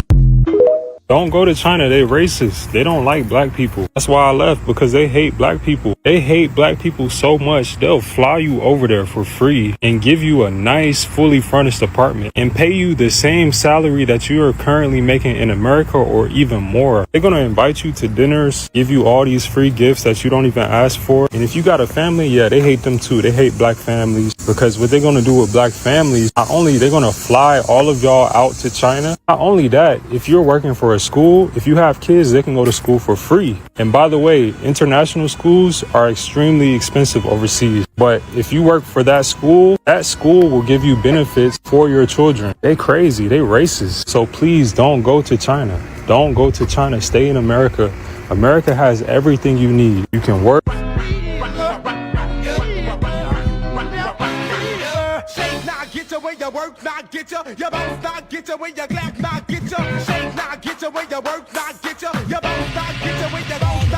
$900 a month. $900 a month, 4-bedroom, 3-bathroom, $10,000 to $20,000 investments. $900 a month. See what you get for $900 a month.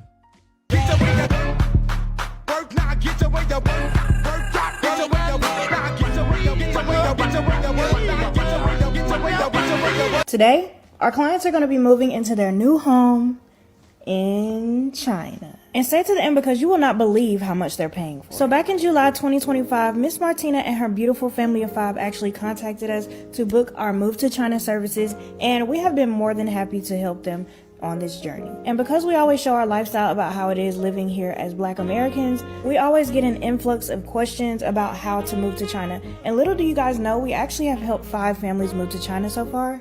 And of course we can make a simple guide telling you guys how to move to China, but we are very hands-on with this transition because moving to China is not the easiest process. So that's why we're more hands-on with our clients, because trust, you are gonna have questions. But yeah, you guys, we have made it to our client's home, and you guys, one thing about our That's nice. I don't know, Dre. I don't know what city it is. He said with the right job, that's affordable. Absolutely correct. Yep. You say, wait, what? How do I apply? I ain't mad at you, brother, for real. clients, we do not play. The realtors that we're connected with literally know everything us and our clients are looking for. Marble floors, spacious, nice balcony, luxury, everything. And it definitely hits different seeing everyone have a smile on their face. And the fact that they are a family of 5 who moved from Georgia all the way to China is insane. And they even had some hiccups along the way, such as Frontier losing their bags getting lost in customs, but through it all, they still smiled because they knew the end result would be so worth it. But anyway, let's get into this house tour, and stay tuned because they actually have a duplex. 2 stories is insane. Oh. But yeah, you guys, this is their master bedroom. Keep in mind, all the furniture you guys are seeing actually came with their unit, and the storage space is unmatched. What sold them was this huge, luxurious living room, and the fact that everyone still gets their own room, plus an office. More on that later. And then Danny's been trying to get guys, shout out to Danny Flights. Danny's been trying to get guys to go to China for years, man. He's been teaching over there for years. the kitchen, she was excited about how 24 water bottles was only $2. And they even had a dishwasher inside of their sink. That comes in handy with a family of 5. The boys had their own bathroom and their own rooms. Like, that is a steal for a parent. Their biggest goal was to find a place that would accommodate everyone, and they did just that. They even had a smart keypad that literally controlled the whole house from the lights to the security cameras. And just when you thought they had it all, they took us upstairs and showed us their office space, which is soon to be decorated. But would you guys believe that this 5-bedroom, 3-bathroom home is only $977? Did she say 5-bedroom, 3-bathroom, 2-story home? 977, including furniture.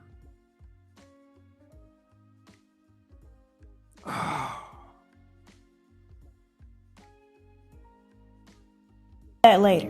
And in the kitchen, she was excited about how 24 water bottles was only $2. And they even had a dishwasher inside of their sink. That comes in handy with a family of 5. The boys had their own bathroom and their own rooms. Like, that is a steal for a parent. Their biggest goal was to find a place that would accommodate everyone, and they did just that. They even had a smart keypad that literally controlled the whole house from the lights to the security cameras. And just when you thought they had it all, they took us upstairs and showed us their office space, which is soon to be decorated. But would you guys believe that this 5-bedroom, 3-bathroom home is only $977 a month? That will only happen in China.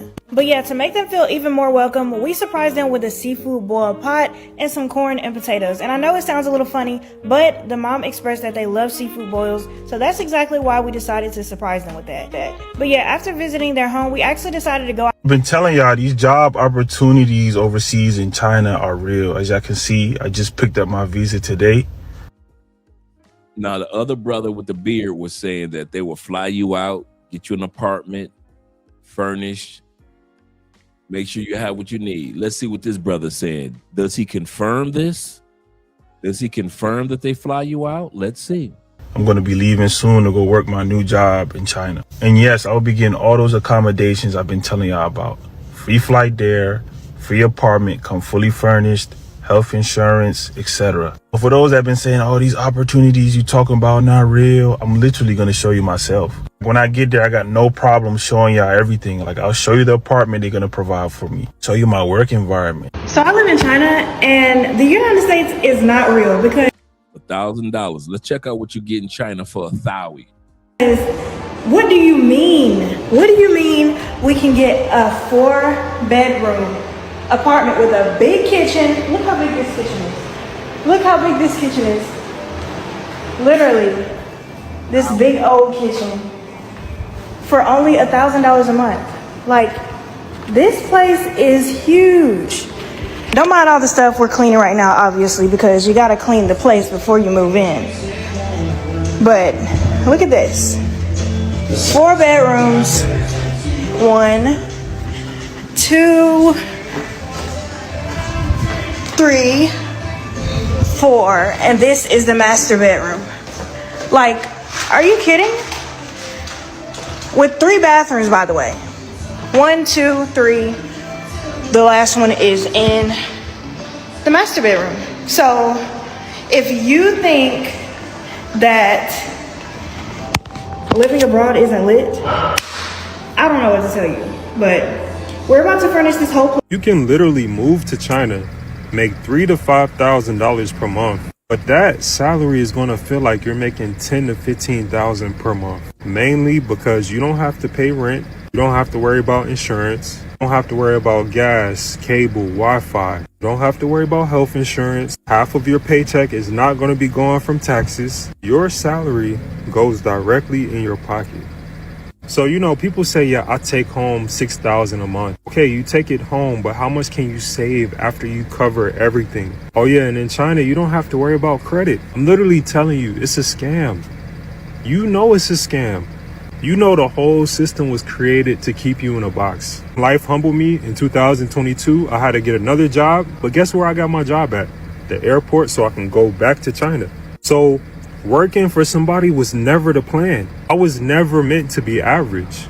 Being average was never the plan. Working until I'm 65 was never the plan. You gotta be real with yourself, because when you choose this route, it's not easy. It's not easy if you have to work a job. It's not easy if you want to be an entrepreneur. It's not easy if you want to be a content creator. These are the 5 things that I did to get my $340 apartment in China. It's Number 1, visa, obviously. I think that goes without saying. Okay, next. Number 2, the apps, or APPs, as my Chinese friends say. I'm just going to put a list of apps here. You can screenshot whatever.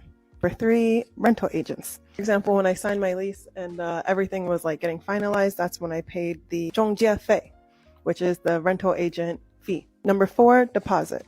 The deposit was only 1 month, nothing too crazy. I heard South Korea is like 6 months or a year or something. Hypercapitalism at its finest.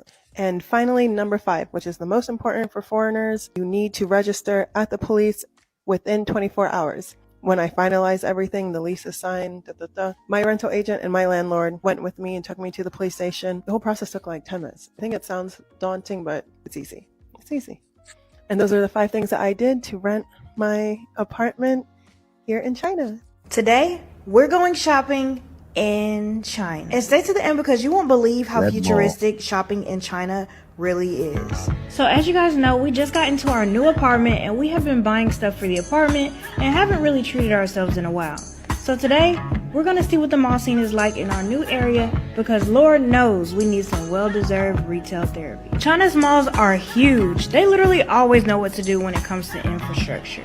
And they had so many stores. They had Carhartt, they had Nike, they literally had everything. But there was this one store that really popped out to us. And it turns out they sell advanced massage technology. And we definitely need to give this chair a try. This store is called SKG and they are literally like the Apple of massage products. Does this mean we are getting old because massage products excite us? I don't know, but I know one thing, this massage chair was putting me to sleep. Apparently it was giving me a Thai massage, it was stretching my legs and everything. And it even charged my phone. China is definitely the future. The staff even brought out this neck tension reliever and man, we wish we would have been known about this product. It would have literally saved us from so many crooks in our neck. I know they were having a ball with us because we were in there trying everything. And our favorite part is all of their products are hands-free and have red light therapy. It feels like we are literally experiencing something from 2035. And oh my gosh, don't even get us started on this knee massager. This is definitely gonna cure that knee pain from inside out. They even showed us this advanced sleep mask that is perfect for when we travel. But man, the shopping experience in China is definitely top tier. They even have more products that we don't even have time to tell you guys about. Comment the word massage to check them out now. Trust, you will not regret it. And y'all already know we had to pick up our own items as well. But yeah, shopping in China is definitely insane. So if you plan on shopping in China, be prepared to buy another suitcase because you're gonna need it. Follow for more China content. You can never live off of $1,500 a month living in China with a family of 4. The fact that people do not believe that this is possible, let me just write down all of the bills I have for the month. We live in a 4-bedroom, 2-bathroom apartment, and our rent is $625 a month. Our utilities are a little bit under $75 a month, so I went ahead and rounded that up. Our groceries for the month, if we don't do a Sam's Club or a Costco's run, it's about $400 a month, and that is also including eating out. Our transportation is anywhere between $90 to $100 a month. Again, I rounded that up for you all. And our internet is with our cell phones, so they're combined together. And that's only $55 a month. And yes, this is for 4 people. So we save anywhere between $200 to $245 a month from. Yes, this has been our budget living abroad for the last 9 years, and it is possible. Reporting live from Guangzhou, China, the business. Before she goes any further, we're going to give a shout out to our brother Chris. Shout out to Chris and all of you guys that have been supporting the channel. Chris says this. He said, I just want to say, this is just another case of one man's trash is another man's treasure. Passport bros left what was deemed trash for treasure across the border, while those who stay thinks it's a treasure. That's a great point. That's a great point. Shout out to Deep Soul in the building as well. That is a great point. One man's trash, one country's trash, one country treats us like trash. No biggie. It's another man's treasure. This sister has been living in China for a while, and she helps people start businesses because she learned to start businesses while she was just living in China. And manufacturing capital of the country. This message is for anyone who's been thinking about starting a business. Living in China for the past 8 years has completely shifted my mindset from being just a consumer to realizing I could actually be an owner. I moved to China at 24 years old, and over these 8 years, seeing the factories and seeing how products are made, meeting the people behind the products, it really changes how you think. You start to realize if you use a product, if you love a product, you could actually own that product and build a business around it. In 2021, I registered, sourced, and launched my own luxury press-on nail brand here in China, completely on my own. I had no idea what I was doing. I just asked questions, met suppliers face to face, and walked into factories and figured it out step by step. And this is exactly why I created the Royal Escape Tour. Not only to show you the luxury side of China and let you experience the culture, but give you real access. On this tour, you'll have the opportunity to meet real suppliers, sit with factory owners, including owners from Guangzhou, and actually explore what it looks like to build something of your own. We've helped family members do this. My partner's mom is currently sourcing her own luxury coat brand here in China. For us, this is about legacy. It's about generational wealth, and it's about helping people realize that starting a business is more possible than you think. So if you've been thinking about something, even quietly, you're in the right place. You came across this video for a reason. If you want the details on the Royal Escape Tour, comment tour down below. We're releasing new dates soon, and we'd love to have you here in China. This is Royal News. I'm Shaquela. Well, I Jen. And I've had good relationships in my life, but I have never felt like a king or got true king treatment until I went out of this country. Facts. Where you're praised, especially as a black man, and one, I'm from America, and two, I'm black. For being you, right. It's like the world is yours whenever you leave this country. Listen, I've traveled to over 12 countries. He's absolutely correct. Case in point, he's in Thailand. I'm okay, thank you. I'm okay. And one of the 12 countries that I've been to is Thailand. And what you just saw is absolutely facts. Passport boys, we up. What up? Like rare kings. Cause you got. That's why I asked you, are you ready? Are you ready to move abroad? I see. This brother's about to make some great points.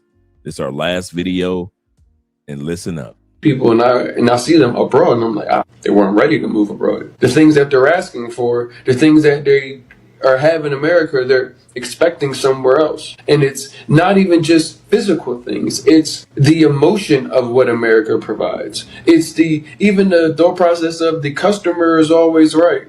Depending on where you go, the customer may not always be right. How do you navigate that though? With intention, because to think that you are going to take the customer is always right globally is a reason to stay in the United States. So yes, I will talk to you and tell you, if you're not ready, stay home. Don't buy a ticket. This is a free event right now. It costs you nothing. But if you're serious, you're going to need to take some time and get some resources together. What about you? When's the last time you actually looked at yourself in the mirror and saw where you were?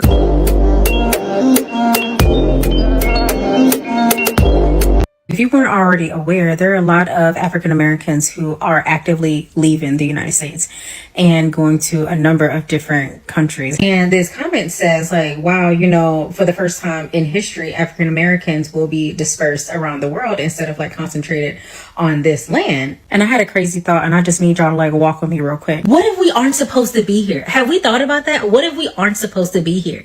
What if we are supposed to leave this country on our own terms? We weren't brought here on our own terms. So what if we were supposed to leave on our own terms? It's kind of crazy how you fight for the same thing for 400 years and, you know, what do you get from it? And I'm not taking away from our ancestors and all of the strides that they made. What I'm saying is when you do something over and over expecting a different result, that is the definition of insanity. We made strides. So it's... We're going to end it right there. We already saw that video. Shout out to all you guys that hung out with your boy until full after 10:30 here Eastern. And my point in showing this, and I'm going to always show these type of videos to keep you guys encouraged while you're on your journey to relocate to another country. I know it's not easy. I know it can be scary. I know there's a difference between just going as a vacationer and as a relocator compared to being a relocator. So I know it's not easy, and I know you're trying to get everything in order, but I just want you to be encouraged and realize, guys, you can do it. Ladies, you too. You can get it done. You can be just like us, standing on the iceberg, watching the Titanic go down, instead of standing on the Titanic, watching the iceberg sit there. No one said the iceberg sank, but historically, the Titanic sank. Shout out to all you guys. Yes, sir. My brother says this. He said, this channel is just the absolute blessing. It's giving me so much hope. Thank you. And that's our plan, man. I kid you not. This is our plan. We've been here for this April will be our 7th year anniversary. April 9th will be our 7th year anniversary on YouTube, and we're going to continue to keep you guys encouraged. Shout out to Class 7 and Theo's classes. Yes, sir. So you guys get you some rest. Let's get some outro videos going, shall we? Shall we? Yes, sir. We're going to go with the salsa first. Then we're going to come with the cowgirls.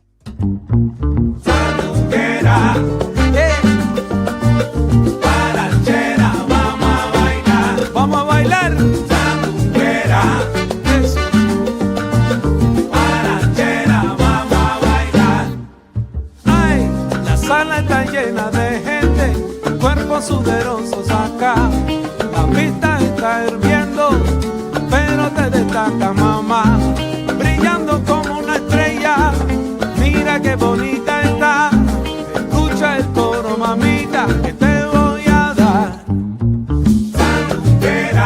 Sandunguera, guarachera, vamos a bailar, vamos a bailar.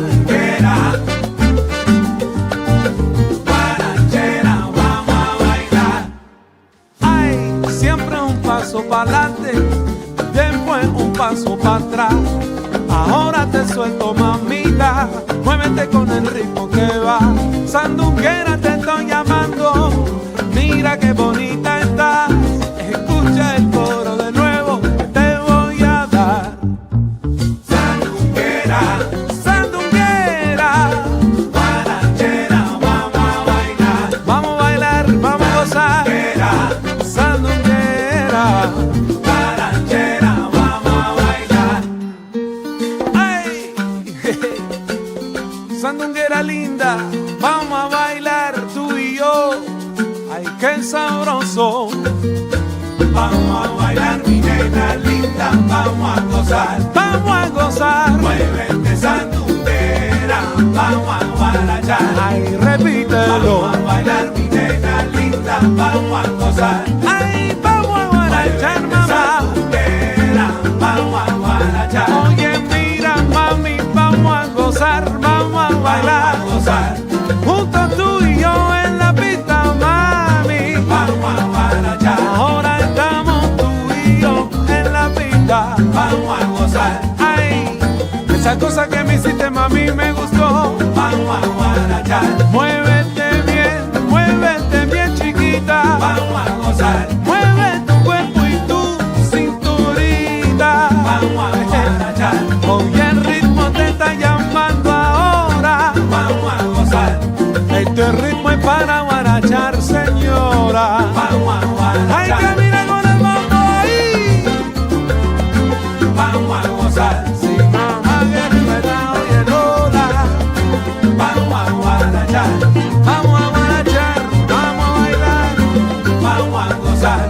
Ay, qué rico está, qué rico. Vamos a guarachar.